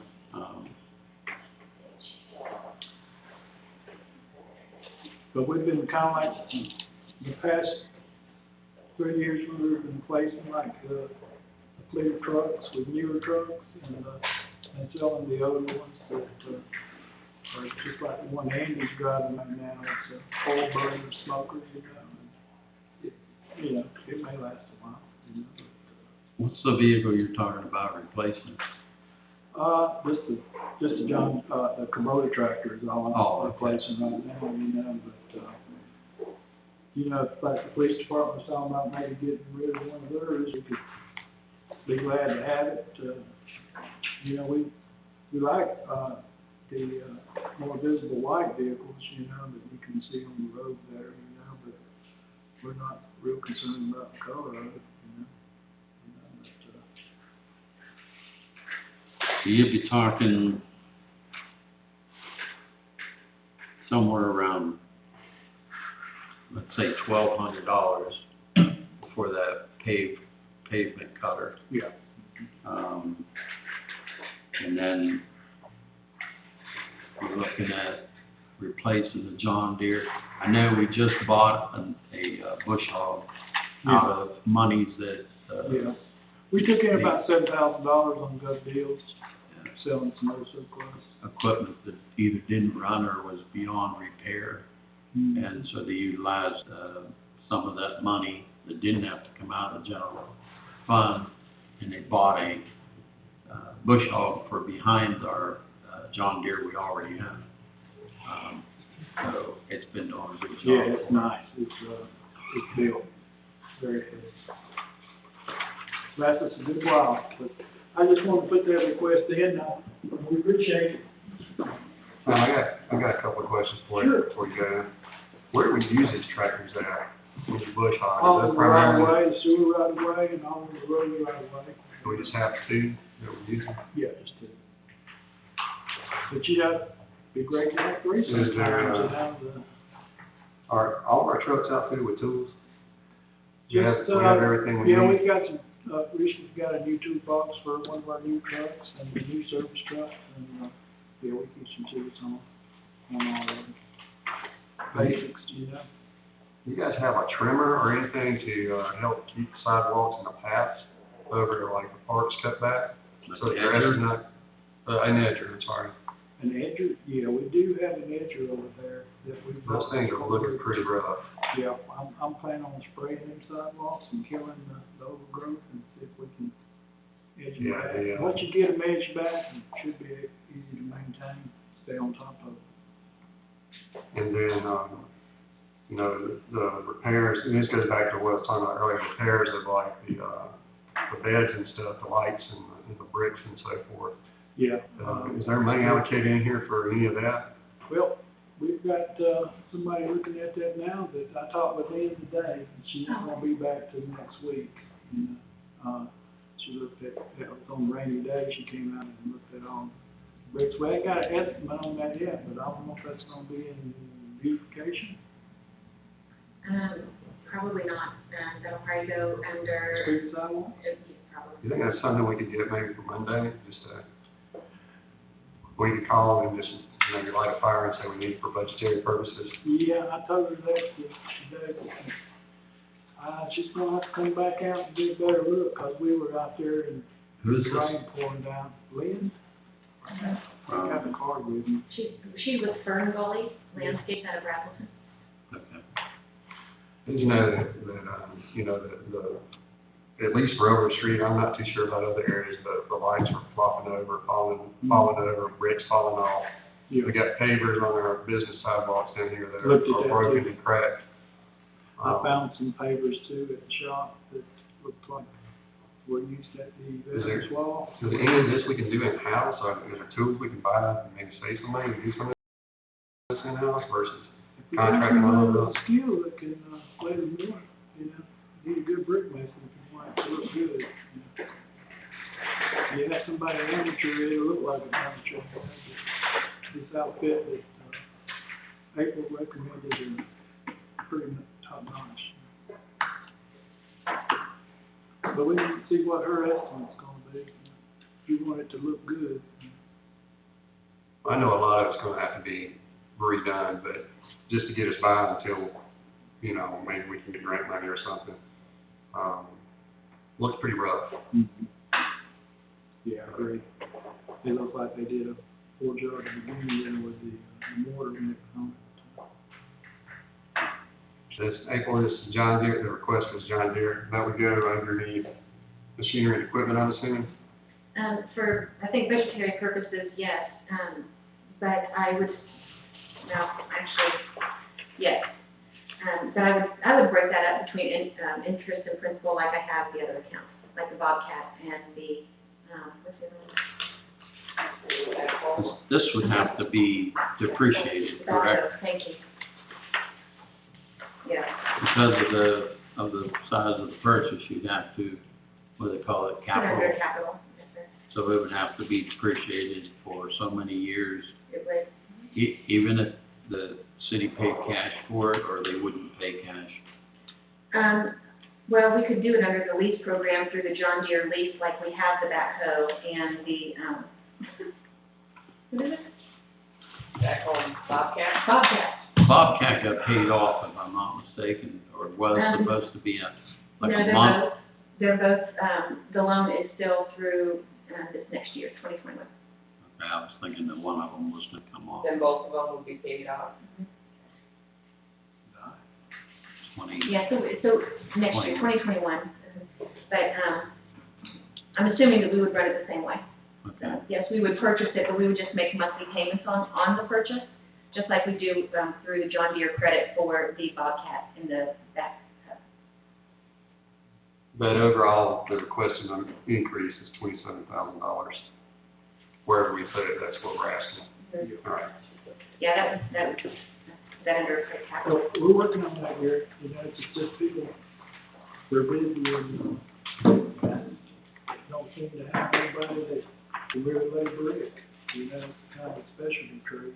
Yeah, I just know if we don't get something in the budget, it's not there. I mean, Yeah. All right, thank you. I have a question, and, you, Sam, what about the siren? Have we anticipated, I know we sit down, are we anticipating a new one? what's that? The siren? Oh, That's a sorry. good question. And we talked, actually, Sam and I talked about that probably a month ago, maybe. And I believe the cost of a new siren is $35,000. Mm-hmm. 35, Mhm. about 40. 35. Sometimes, yeah. I think that's just, And I something think that a lot council's of gonna have to it- decide. I don't know how, That charge, I don't know how far the range is, you know, for alertness. yeah. I don't know, but I know that the maintenance and repair on those is very expensive. The contact and Yeah, I understand, I believe Dwight checked into it, I think he come up with about 38. But then if you don't get an agreement on it, to maintain it, because they have to go through a certification Right. process, and you don't do that, it leaves the city vulnerable for liability. If you do, it's, a significant amount per year to have that kind of contract, and I don't remember those numbers, but I think that I heard him saying somewhere around 38,000, plus the maintenance. maintenance, And for some agreement. reason, a $12,000 annual fee kind of sticks out in my head.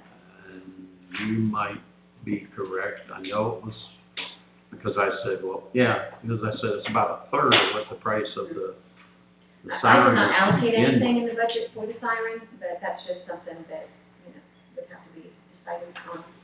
And where, is there a spot for it here? We have one for, Maintain and repair, but we know it's gone. we have one under 100-400-53133.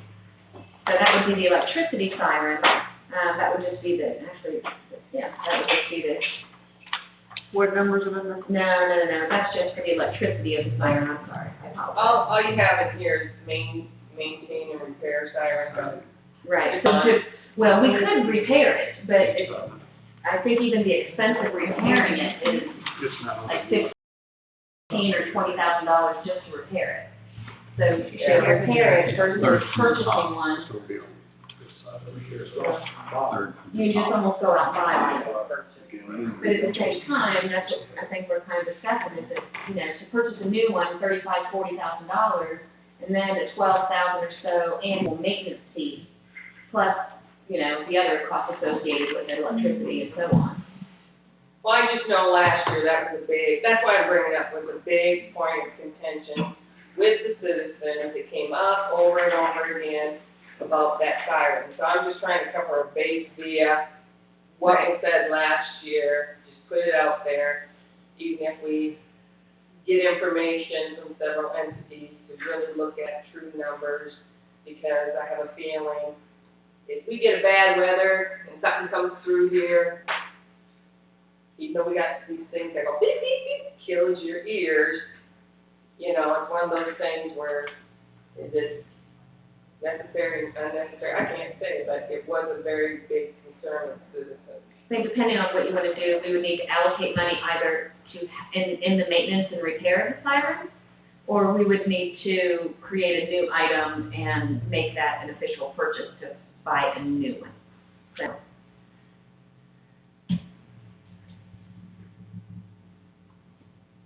I was approached by the fire department and said that they had it on good authority that it didn't work, and that the city was liable if anything happened. So I told Sam to get it down, so they killed the power to it, and he made the arrangements for a company to come out with a boom truck higher than ours would reach. But that's why it's no longer up there. Yeah, it was broken, it didn't work, I mean, that's just giving the illusion that you have something and you're gonna be safe when you're not, it don't work. It is gonna be a significant purchase if we decide to. and that's do not in here, that purchase is not in the budget anywhere. And that's probably a wish item. We want to be honest, but you say that could be put under the 100-420-5227? Well, it depends on what you want to do with it. I mean, do you want to repair it, or do you, you know, Well, want to buy a no, new one? It's not Oh, repairable. it's not repairable at this No. point, okay. Yeah, it would have to be a brand new purchase.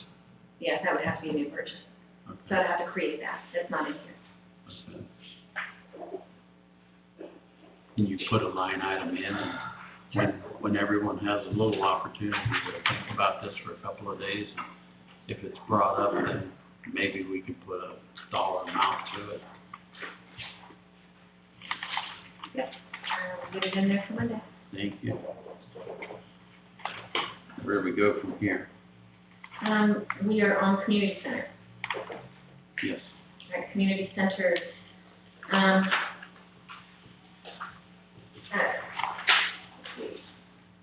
Now, community centers, I didn't add anything to it. I wanted to, I know at one point, Mayor, you had talked about going and kind of maybe upgrading, painting, doing some minor things for the community center. I don't know if you're referring to all community centers. All. Okay, I didn't put anything in the budget for that because I don't know to what extent you're wanting to do any work.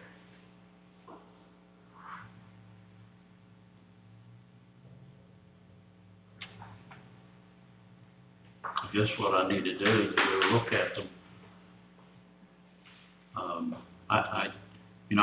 I know this community center tends to get rented more often than the others.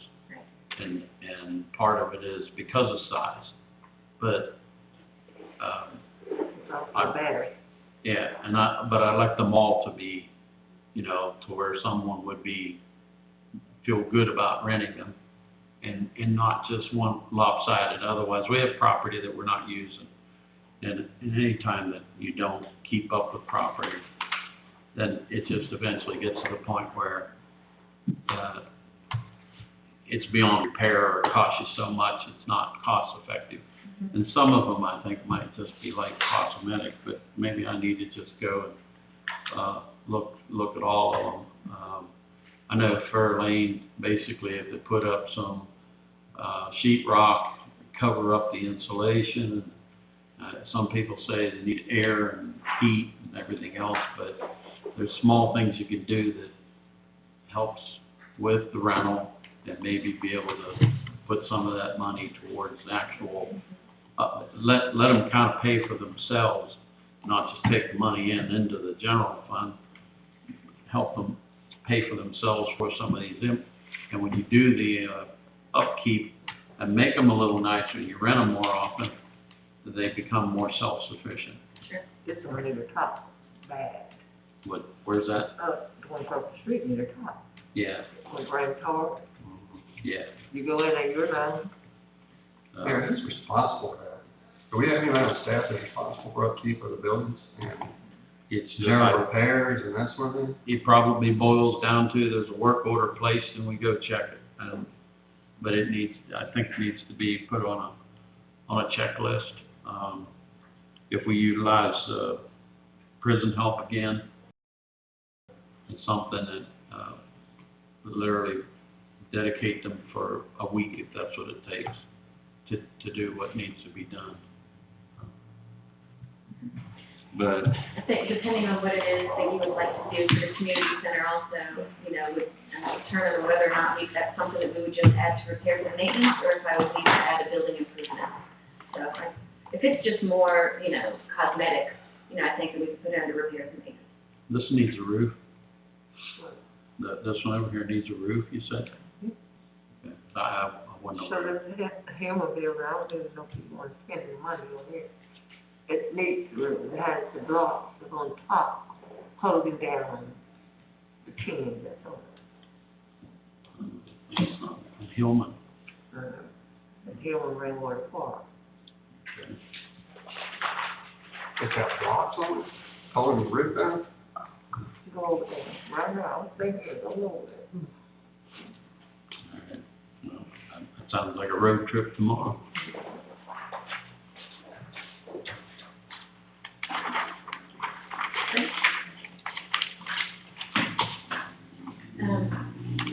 Recreational activities, that is a newer one item, and what has been budgeted for recreational activities is $15,000, and that's for the new year for concerts, downtown concerts, movies in the park, maybe a parade, other smaller festivals that you would like to bring to the community.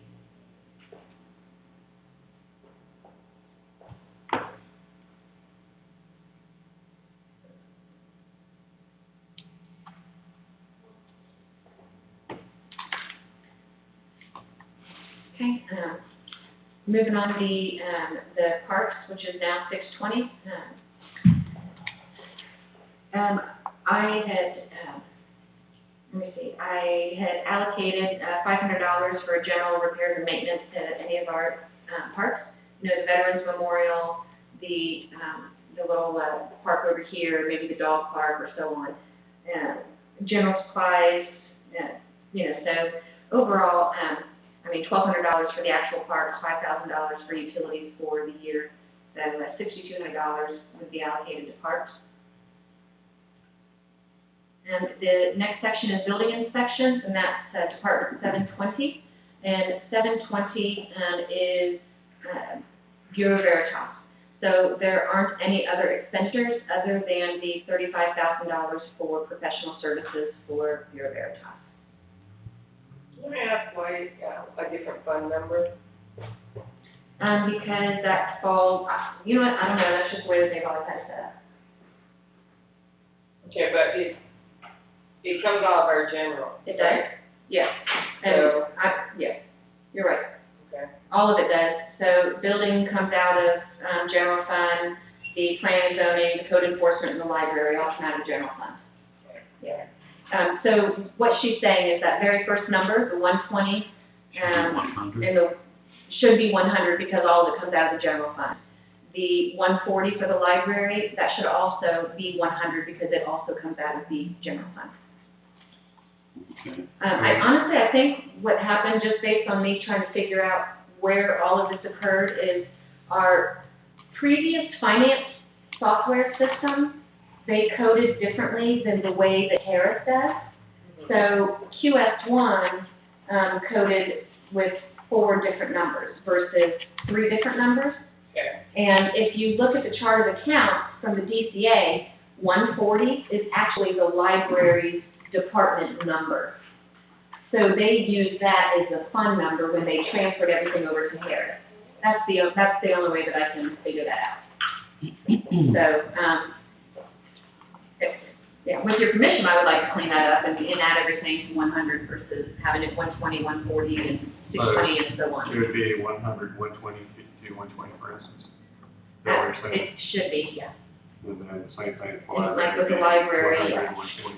Yeah, because if you look at, if you look at the DCA chart of accounts, it gives you things like parks and libraries, what their department number should start out with.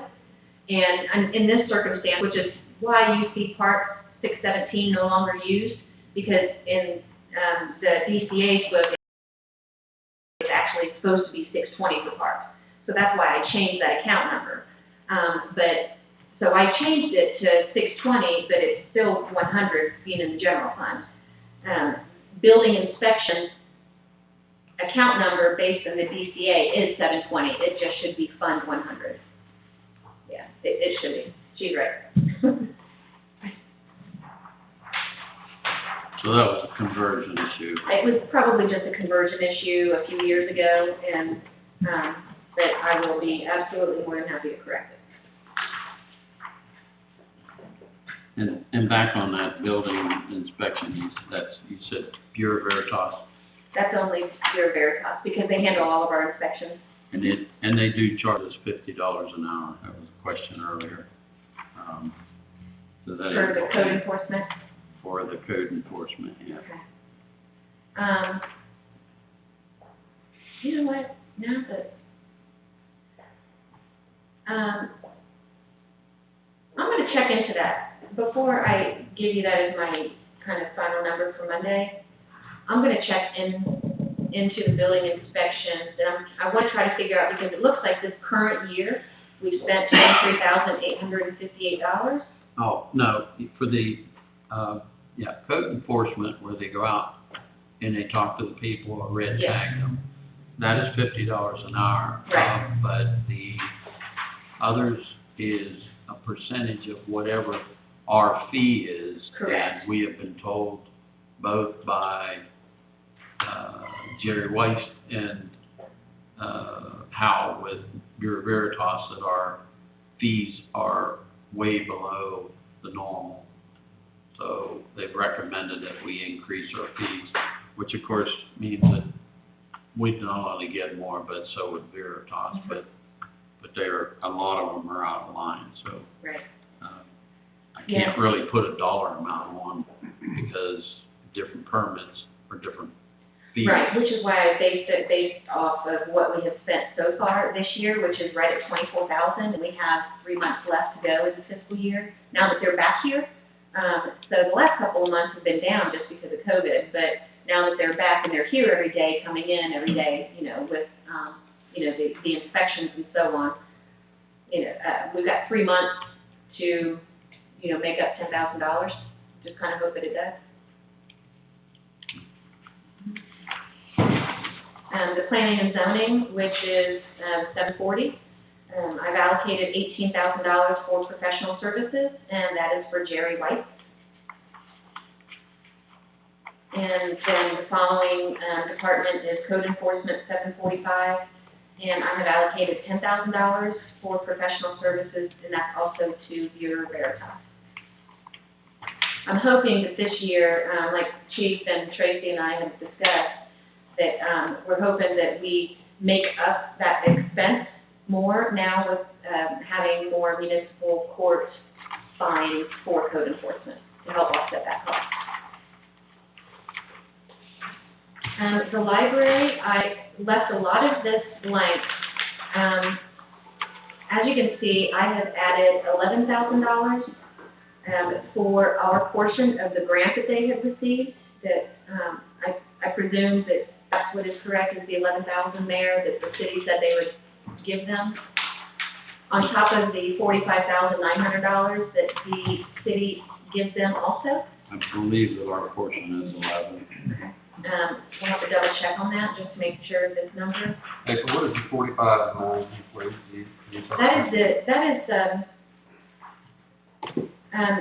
So the Statham Library is part of the Piedmont Regional Library System.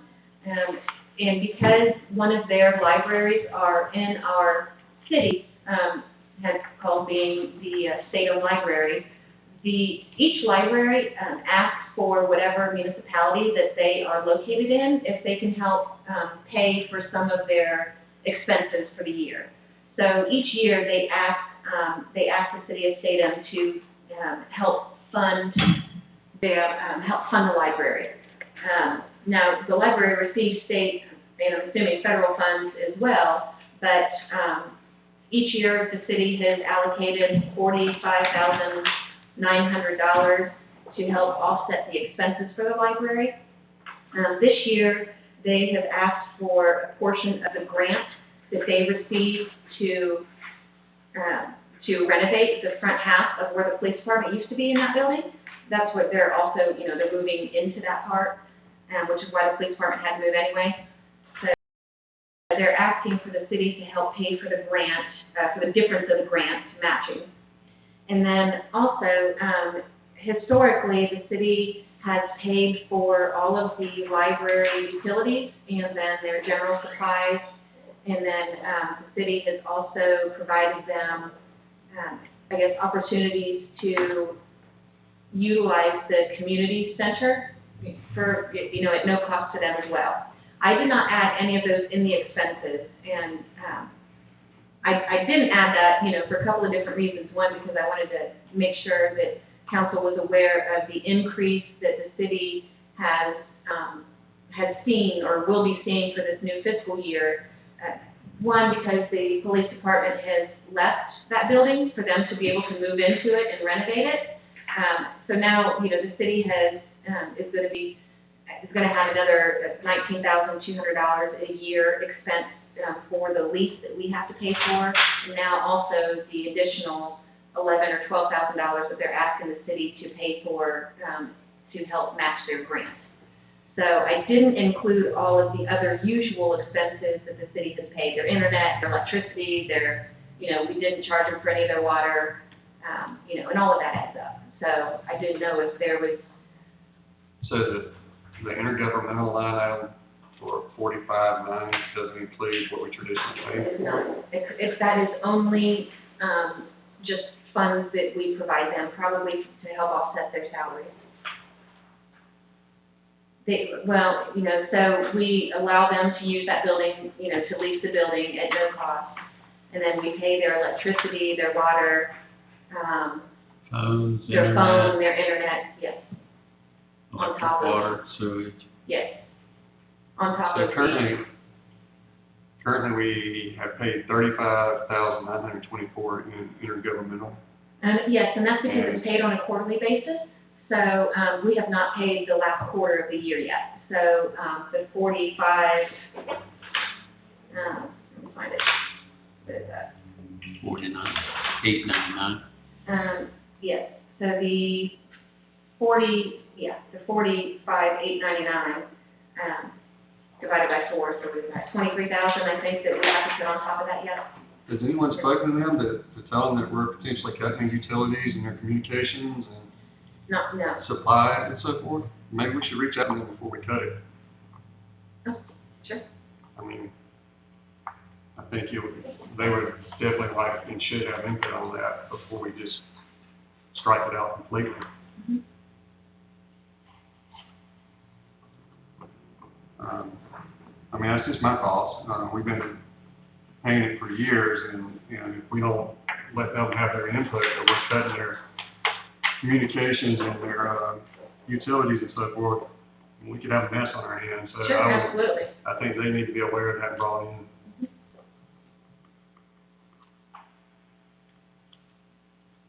Well, did you cut it, or did you just No. leave it blank? I just left it blank for you guys to decide. Yeah.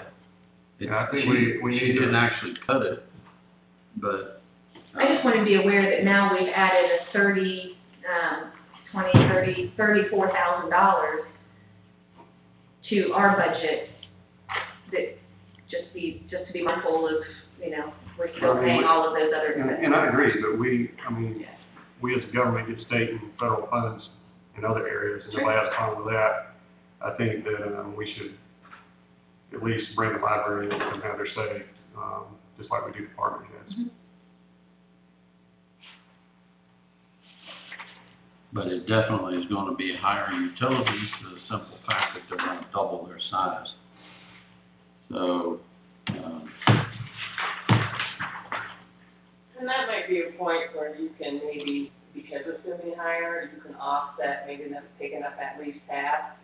And part of that 32,900 increase over the 45,900, 11,000, that's just a one-time towards the grant? Yes. So it'd be just next year. It would so just then- be next year, Then correct? we'd be back to the other, and the way I look at a library is what I look at a rec department in counties. You pay so much money to have a jail or a prison, police department, sheriff's department, to maintain certain behaviors, Mhm. which are negative. A library is a positive, as is a rec department for kids to go play ball. I would much rather put money into something in a positive light than continue putting something in the negative, which we know we already have to do just because the nature of humanity, there's always going to be the bad. But to facilitate a reading program, summer programs, adult learning programs, to me, in a community at the cost of whether it be, total, right here, you're saying 70,000 last year.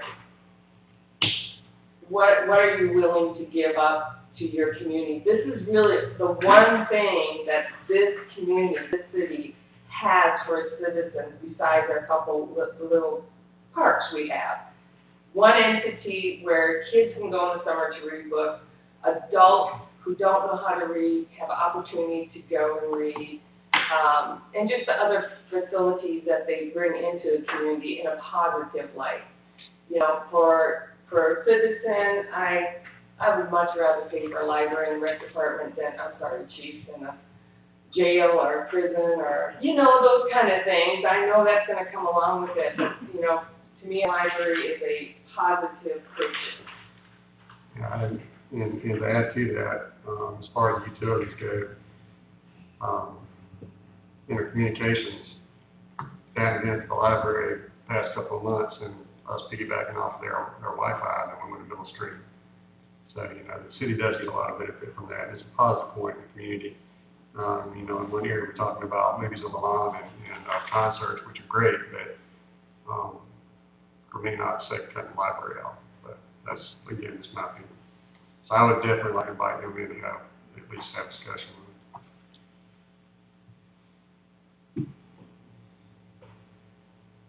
Anybody have any other questions about that part?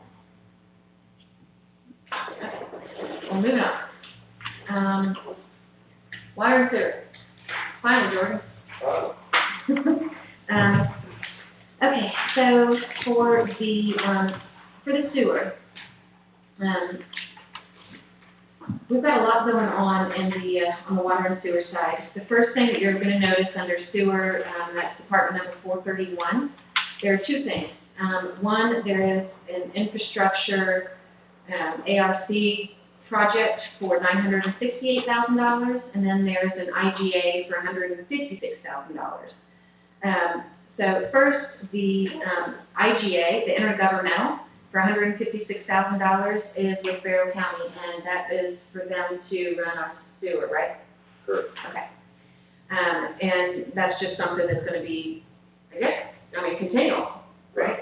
Now, we may have to buy more capacity, is that also correct? Yes. Okay.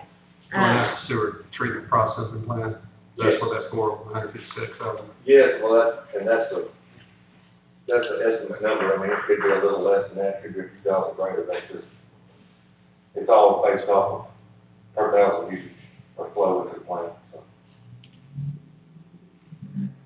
Now, the $968,000, this is also something that Jordan could better describe than I can. But from the information that I have, this grant is from the Appalachian Region Commission. The city had applied and received the grant several years ago, but I guess for whatever reason, they had to apply for extensions for this grant and for this project, and it had just not moved forward.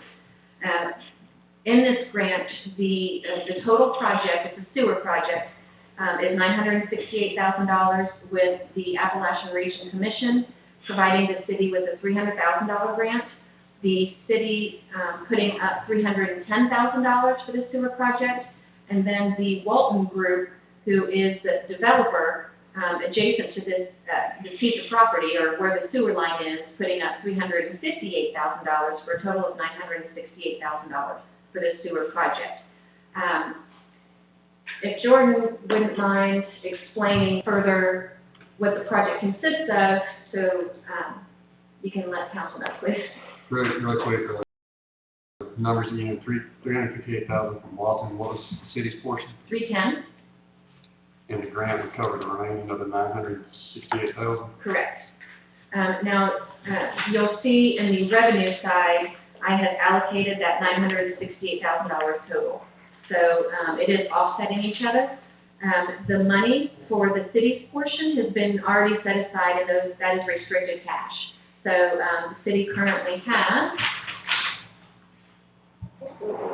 300, and of course this is with the interest that we've received over since 2017, $312,859 in the cash account to pay their portion of the project.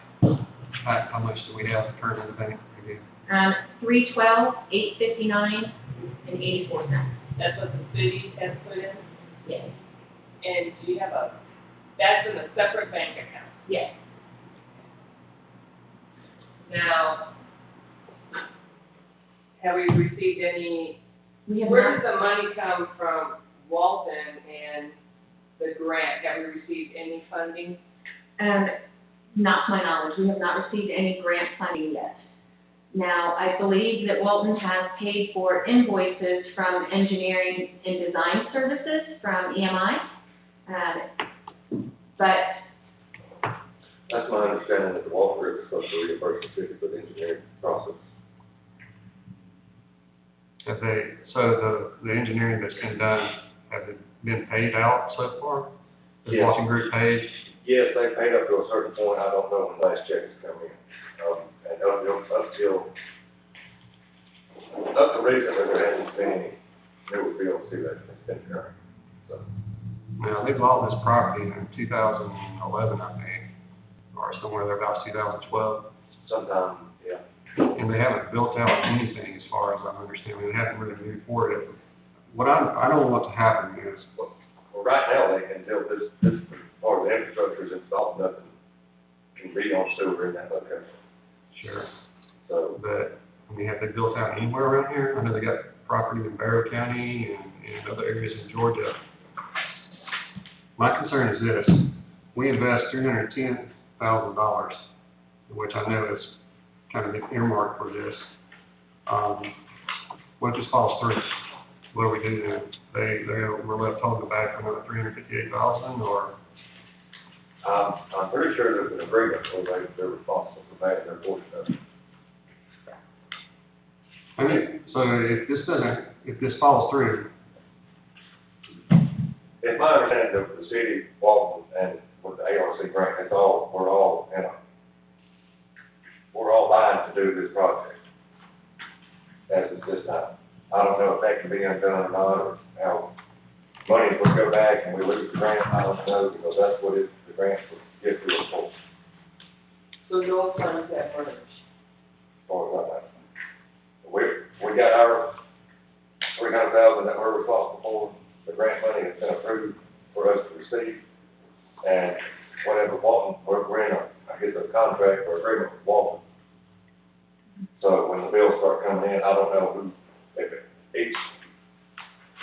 each one of us pay a third at a time to pay that draw, or if it's, And where is this contract at? Right here, I've got it, I did find a copy of it, so I will make everybody. yeah, you can get us copies of those.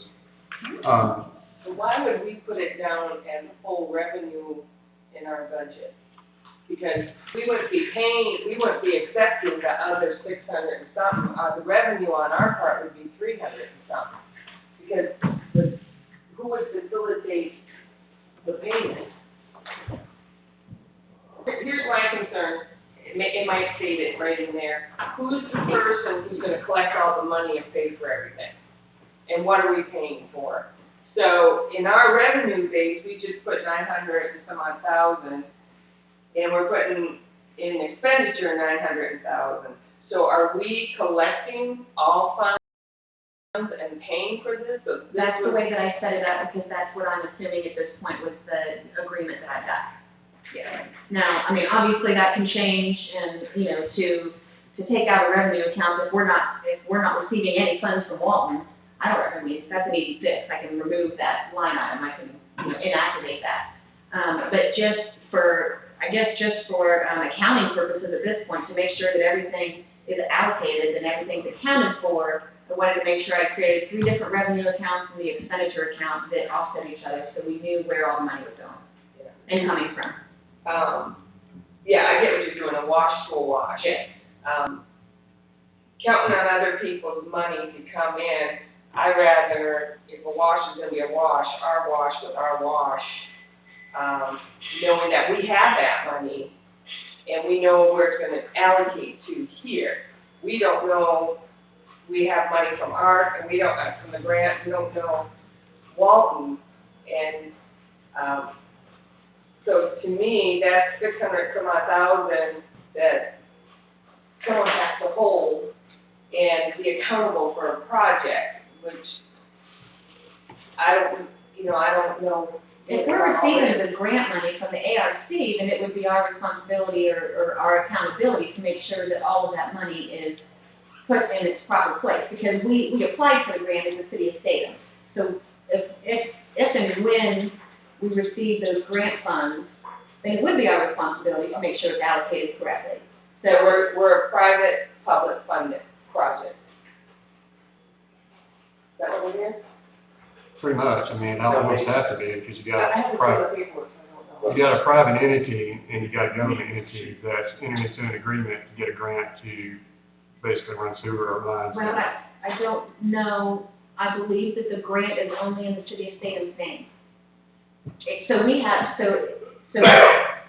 have a separate agreement with Walton for their $358,000. It's not, it's a 3-part tier, Yes, and so the city has an agreement with ARC, and the city has agreement with Walton? yes. So I need to see, before I can do any further of this, I need to see what the agreement is, because I guess what I would ask myself, if I was a businessman, why would I invest $358,000 in something that's not necessarily been approved? I haven't seen a plat or anything on this. So it kind of raises the question of, if I was in charge of a business, I wouldn't just freely say, hey, here's $358,000 with no guarantee that anything's gonna go through. And it just throws up some questions for me. So, Well, like I said, Jerry Hood, I had asked Jerry to be at Monday's meeting, so I'm hoping that he comes, because he's been here, been with the city throughout this whole thing with the ARC. So, because EMI applied for the grant for us, so he's the one that, to better answer these questions. yeah, because another question I have, let's say that, the deal did kind of fall through, then how many people would be serviced by this line in this lift station? I know we have manufactured housing over there that could benefit from it, but, Right. you know, I don't know what the potential is. I mean, I don't either, if the whole deal fell through. Right. What's the potential, how many homes do that? It's mixed use, I don't remember the total number. Oh, it's mixed use between commercial and residential? Yes. I guess what I'm asking is, if we sink the $310,000 into it, or if we have to put more money into it, how many current citizens are gonna benefit from this versus potential Right, citizens, is what I'm asking. Yes, I apologize, I don't have the answer for that. So, yeah, before I can personally move forward with this, I would have to have some of these questions answered. I will let you know as soon as I hear from Jerry. I'm hoping that maybe he'll let me know by tomorrow whether or not he can be here Monday. Because I think it's gonna make it, it'll make a big difference. Either way, it'll make a difference, just because you'll be able to make more informed decisions. But, the chief is making those copies for me, so you'll at least be able to take all of, what I have, home with you over the weekend.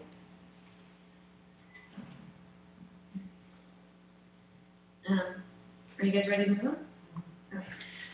Sewer lines, there's not a whole lot going on there other than the, Series 2012 bond. So in order for us to look at those a little more closely, I've separated the principal and interest for those as well. That way we know how much we're paying on the interest and we know how much we're paying on the actual principal. April, can I ask you something? What's our interest rate on that loan? It varies.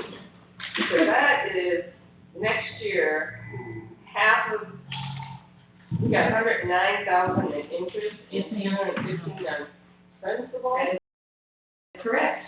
That is the way that this bond is set up. Right now, our interest rate is 3%, and it will go down, it fluctuates. So it started low at 2%, it's going up to 3%, and then it looks like it's gonna go up to 4, back down to 3, up to 5, it's all over the place. Is this bond something like, similar to a mortgage, can you renegotiate? Or is it just fixed forever until we pay it off? Well, it's with Raymond James, so I don't know. How about that? You want a copy of it? Well, sure, but, I'm just curious if it's something that we could, $109,000 interest Yeah. in 1 year. Yeah, I know. It looks like this loan is gonna be paid off, based on this schedule in 2033. Good gracious. So we're potentially paying that kind of interest through 2033. And that means that hopefully SPOS will get approved through 2033, but it's Correct. pretty much gonna tie the city's SPOS, regardless of who's here. It's gonna tie SPOS up for, another 13 years? So at least two more rounds of SPOS? So when did the loan start? December 1st, 2012. Paid 8 years, and now we're paying 47%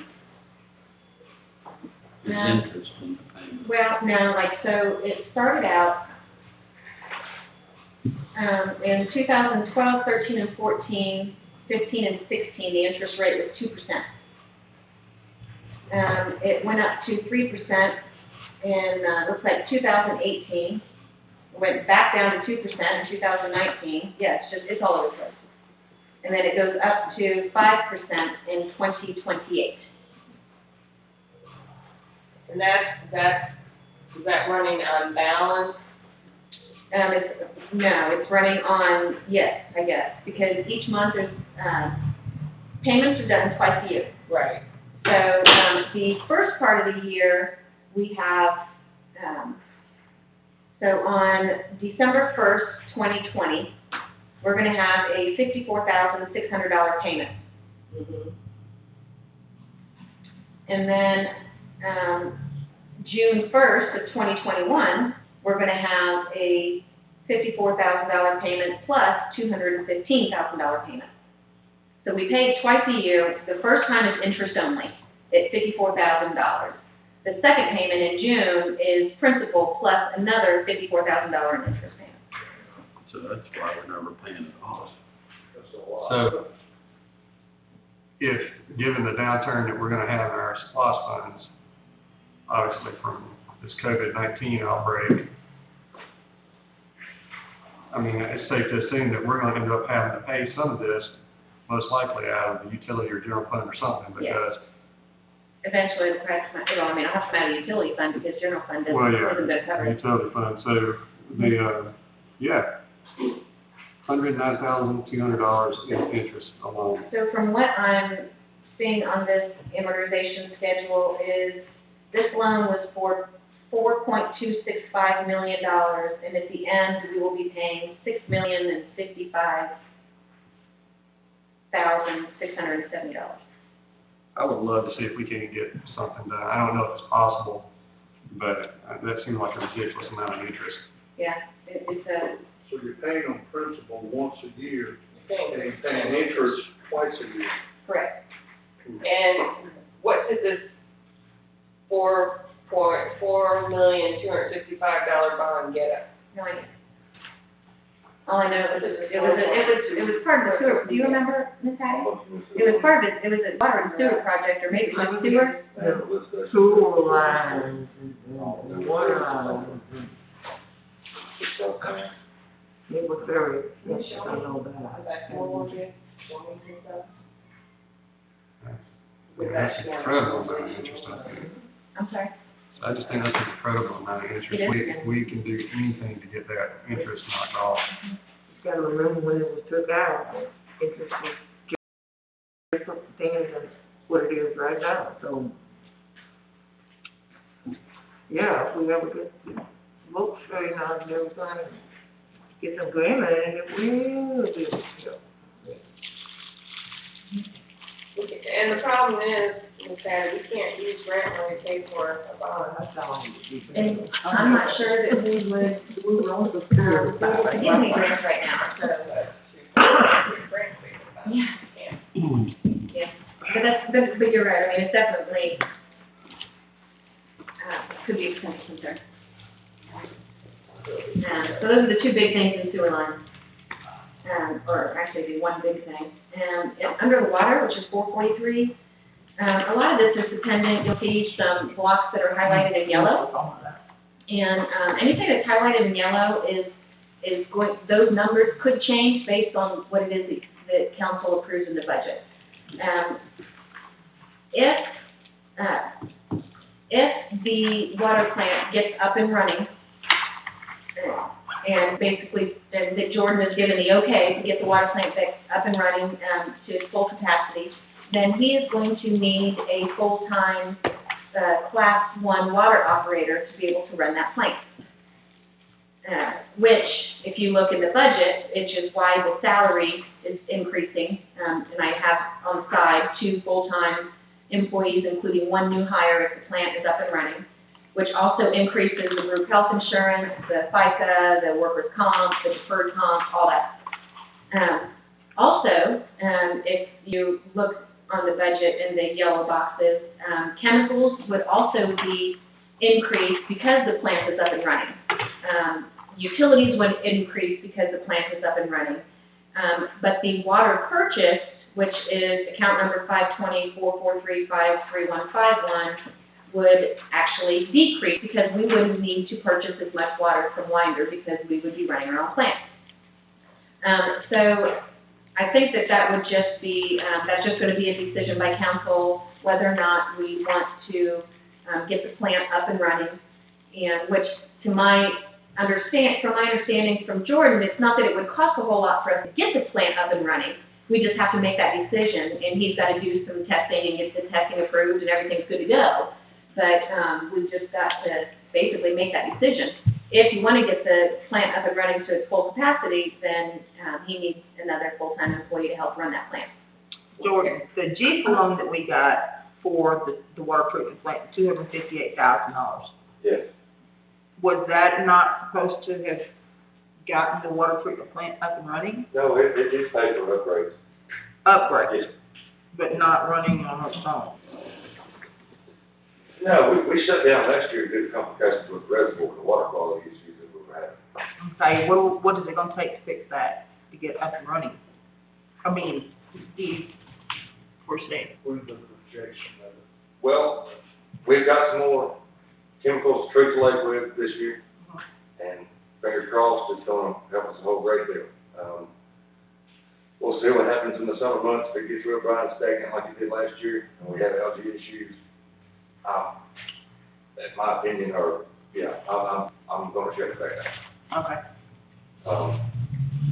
Hopefully we won't have to do that, but if it is up and running every day, 100%, when we barely purchase any water, I will have to have another government.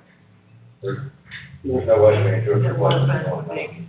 So did you do projected numbers when we opened the plant up and running on purchasing of water? Well, no, because we've actually purchased over $300,000 worth of water already. And, how I came across my projections is that it may take us several months for us to get the plant up and running and get the new hire and all of that. So I just basically allocated about half of the year of getting everything kind of figured out before we got a new hire in here. So you're saying that we would purchase water for 6 months at $250? Well, yes and no. Well, last year, our number, a year-to-date number, we were purchasing Ferry County. We can get approved by from Winder for a cheaper rate until, I believe, around November, December. So the summer never ended last year, so we had a bunch of a lot of usage. And that, Yeah, but April said for budgetary reasons, she projected out 6 months as far as getting the person in here, getting it going. That's why the 250 came with projection for 6 months. Ish. I mean, Ish. yeah. Gotcha. You know, because I would rather have a bigger number in there for an expenditure just so we're protected. Yeah. You know, and, obviously, we don't wanna go over that if we don't have to. I would much rather have zero water purchase. We get enough from our spring, get the plant up and going, and we get a new employee in here. You know, from a budgetary or numbers purpose, that's, you know, but. I'm sure I'm not the only one that has a question like this, but what does it cost the city to have that plant that, unless I'm mistaken on my guess, 9-10 months since we've turned a gallon of water out of it? What is it costing the city to have an idle plant? Because we're still buying our water from Winder. Correct, We still have the plant. correct. So are we throwing good money after bad here? But I would have to, and the longer we go, the closer to summer we're going to be, and the shorter period that we're gonna have that plant up and running. Because that turnover, the algae, whatever it is, it's gonna shut it down again. Right. So we're gonna have 2 months that we're gonna get out of that water plant. Out of the past 12 months, we're gonna have 3 months usage. It's hard to I project. don't think that you can project something like that yet. You But know, it's gotta be costing us something right, to have it right high. now, the main cost is just gonna be electricity to the Right. place right now. And a couple testing on the backwash pond, because if the plant was to run at any time during the month, I have to have those samples sent off and analyzed, just in case it did run. I can't say, well, we tried it for 2 days, it didn't work, sorry, I didn't do the test, and it don't work like that. So, To expand upon what the mayor was saying, we spent $301,000 to date on purchasing water. So that's 10 months roughly. 2 months? 10. So if you put 2 more months into that, that's about $30,000 a month. That's $360,000 plus any cost it would take to run the plant. I've seen some rough numbers out there, somewhere around $450,000 price range for a well. Personally, I would like to see a topography study added to the budget, whatever that may cost, so we can start moving forward, because even at that price for a well, if we can become self-sufficient, where we're not purchasing water and we're not throwing more money into a water plant that may or may not come online, to me, that makes financial sense. Then every bit of the money is coming back to the city instead of going outside of the city. And we know, or we should know, have a better idea that we could have sustainable water year-round instead of just. Right, instead of, we may or may not have good water now. I mean, And you that's- throw another that's fine, yeah. employee and more benefits on top of what it's costing us.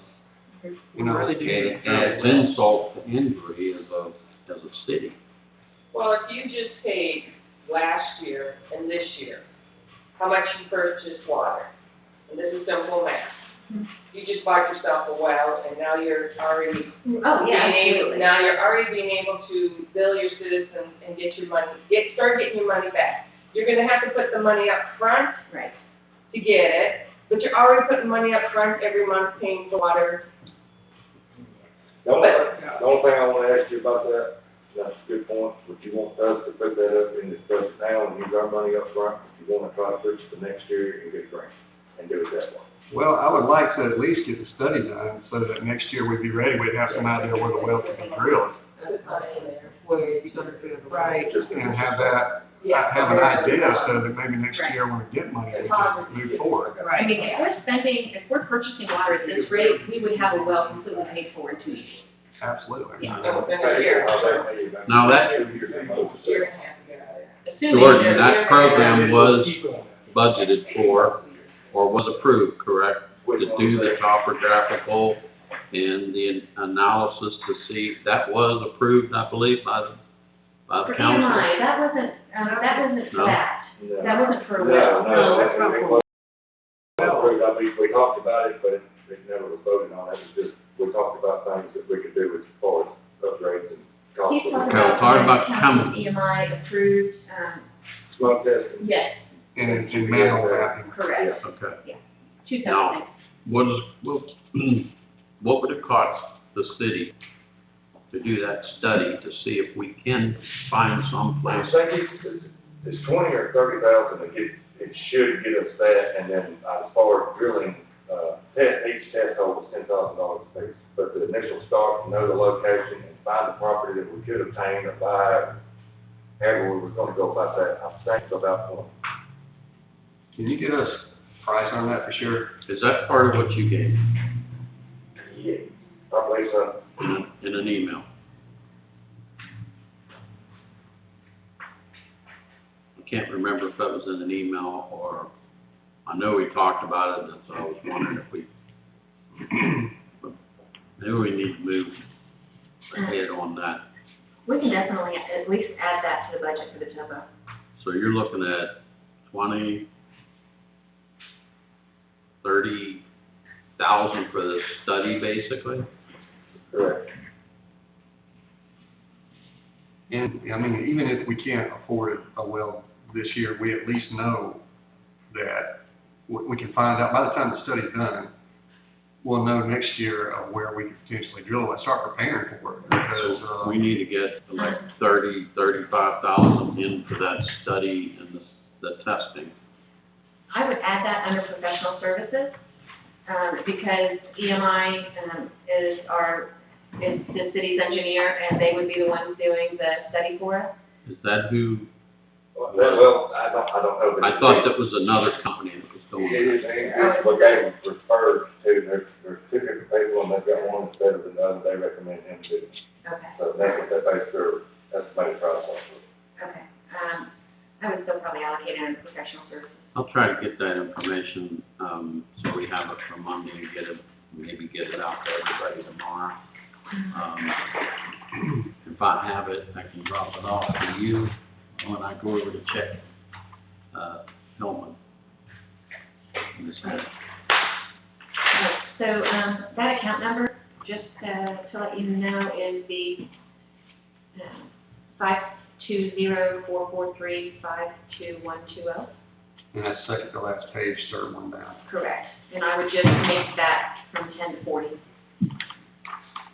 Third one down, professional. You change it, okay, From 10 to 40. okay. And at least we would know if it's viable.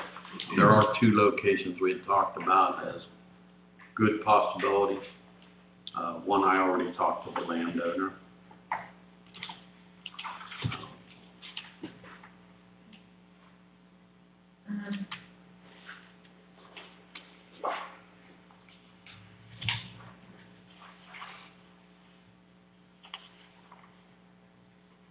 So, I guess I'm trying to understand, so for this upcoming budget year,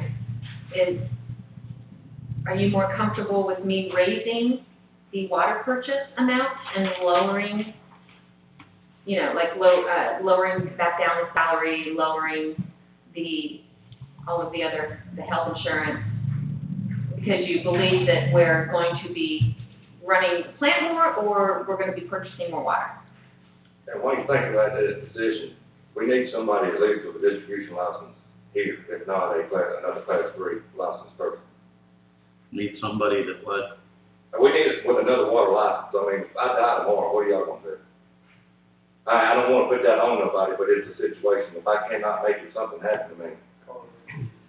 I mean, I'm just saying, we need somebody, because the part-time we got now is class 1, but if I wasn't able to notify him or he didn't find out for 2 days or something, just an emergency situation, I'd love to We have, wouldn't have anybody. I would love to have a backup, whether it was their primary job to do that every day or not.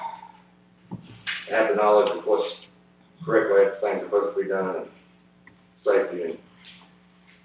I mean, in theory, I would love to say we get the plant up and running, but from, looking at the amount of money we spent the past few years, I truly don't know if it's a viable option. I mean, it could be, I'm not saying that we may get it under control and get the, with the algae and sediment and everything out of there, but, I guess my question would be, what's different this year versus last year and the year before? Right. And it's not pulling off on your running plant by any means, but we're still gonna have algae blooms, we're still gonna have that same heat. So, given that situation, would this year be any different from previous years? We've got a newer blend of copper sulfate, use treat with, kill algae, and just got to stay on more often. So you see what that does. Last year, we were treating, every 2 to 3 weeks, sufficient amounts, and it did not help us get anywhere.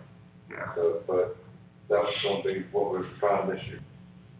so are we waiting on this company to give the okay for the council to give the okay, or what is the holdup bringing the plant back online? A matter of me having time to sit over there and do it, and having somebody help me treat the lake. And try to, I don't wanna go there and get everything back running for 2 days, and something comes up, and I have a meeting or inspection or something to go do, and then I can't do that day, and then so on and so forth.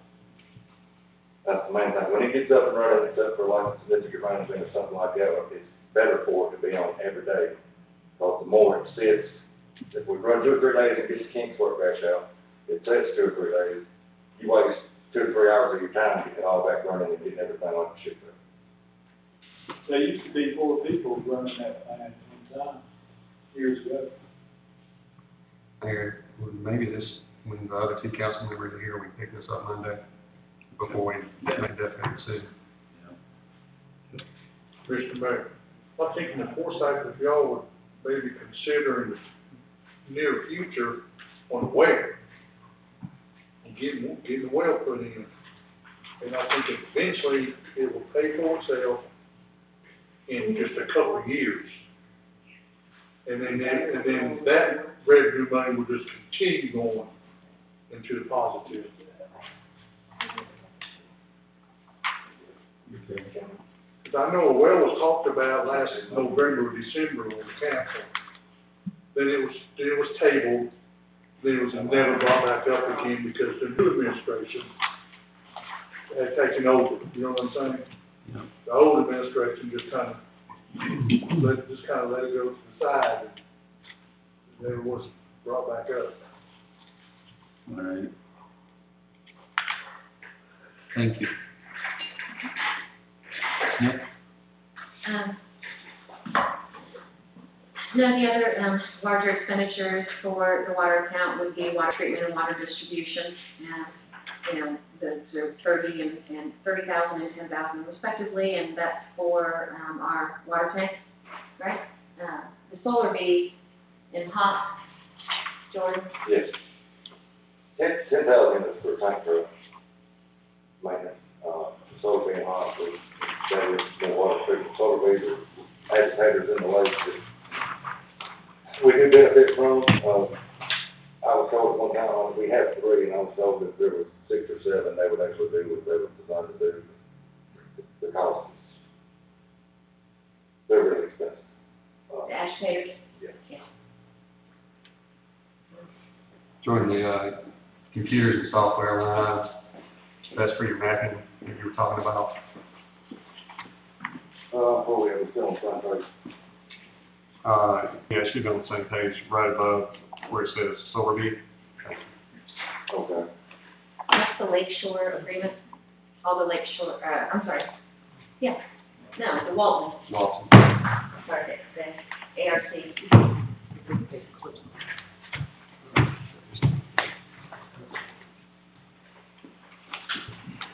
The next one? You had, you had No, discussed, I'll give it to Betty.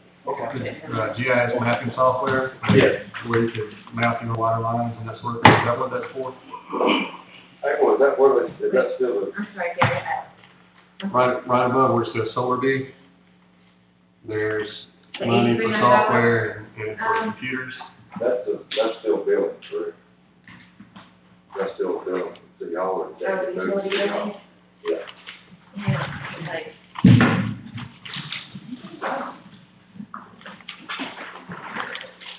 Oh, okay. Let me figure out where solar It's second to last page. Yeah.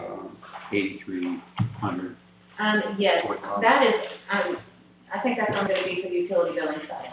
Right. So, the other software that we're gonna need, that you're gonna need for your, mapping, Correct. I did not add that in, I need to add that. Yeah, we had spoken about, right now, we're not sure where some of our lines are. So this would allow web-based, cloud-based software that would allow them to take a GPS out and GPS our water and sewer lines. And, then be able to work from there. How much is that? I think we need to figure out about 10, and, I think for they recommended a handheld, GPS unit. And, it's cost of the cloud-based service and a tablet. You need a little higher end tablet on that. And I think altogether, I'd have to break it down, but I believe when you were talking to me about it, being around 9 or 13 right, for all of it. I believe so, I believe it was 18. Would you like to add another 9,000 to that? I think we'd look at see if we could get that done. So it's, 17,300? If you want to take it out of software, or you want to take it out. Is that just a one-time purchase, that software, and then No, you? it's a monthly fee of service. The hardware would be a one-time Right. utilities replacement, and then you're paying, just like all software, you're gonna have to have an annual. Right, so that would cover the purchase of whatever equipment that you needed and the software maintenance for that year? Yes. Yes. Okay.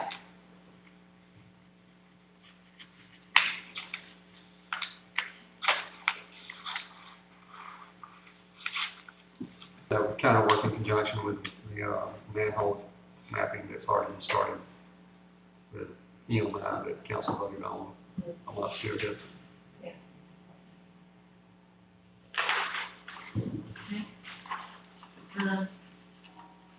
Next on, the last page is, water lines and the spring.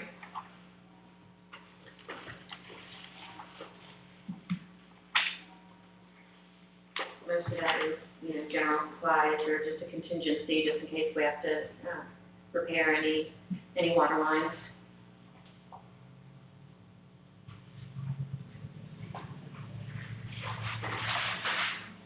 Obviously, with, this is not budget, this is not balance check, but those numbers at the bottom, the budget totals, it just adds up for me, anytime that I replace those numbers or fix the numbers, so.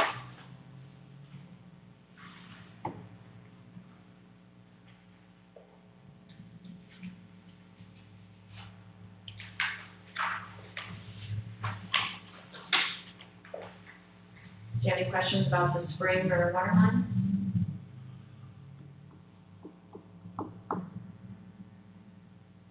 Jordan, am I forgetting anything here?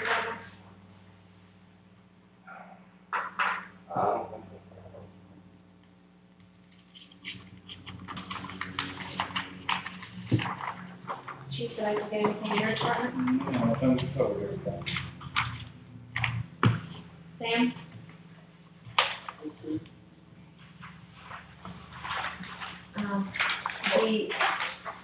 I would like to say if we, y'all do decide to do any new sidewalks or repaving roads and everything like that, just think about what's underneath it before we go through the money and put something new on top. Keep that in mind, because I know it's gonna look pretty on top, and when old stuff's in the bottom, it needs to be fixed. So, if any of those areas, if we put a sidewalk somewhere that's not on top of the water line, so that way we don't have to go in and cut it out and fix it later, just you have to keep that in mind when you're thinking about those projects.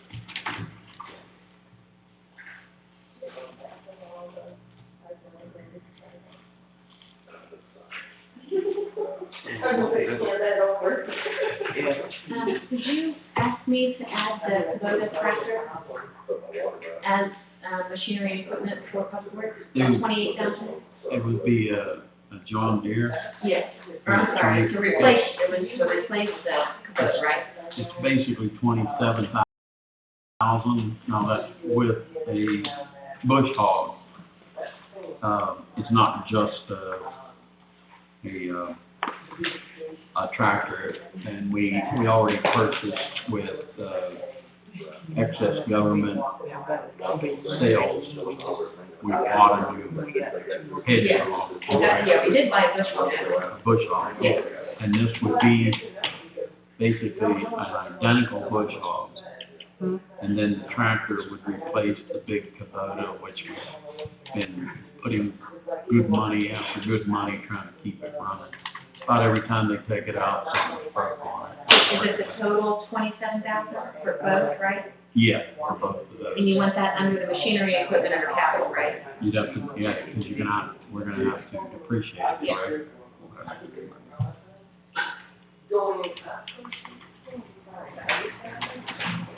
So if we're doing the quick math on this, our total revenues, Might have to jump in bid. based upon total, that's on the first two pages, Yes. our total revenue says $4,192,490,000. If we take out, if I subtract the, 300,000, 358,000, 310,000 for art grant, way it comes out to $3,224,490, which is basically where we were last year. Yes. And that's without any permanent or building inspections or any of that added in. 3 million what? $3,224,490, correct my math, check my math on that, make sure. Well, also, you gotta think, we got the 5% increase on the water and sewer, that kind of made, without having those fines and, permit fees and stuff. Right, it kind of makes up for that, because Right. just that increase was, But you have the increase in the budget here? Yes. Okay, so it's already included in Yeah. that. Okay, so that's, What you were saying, if the numbers look bigger plus the same, it should go up with those other permits. Right, Yeah, right.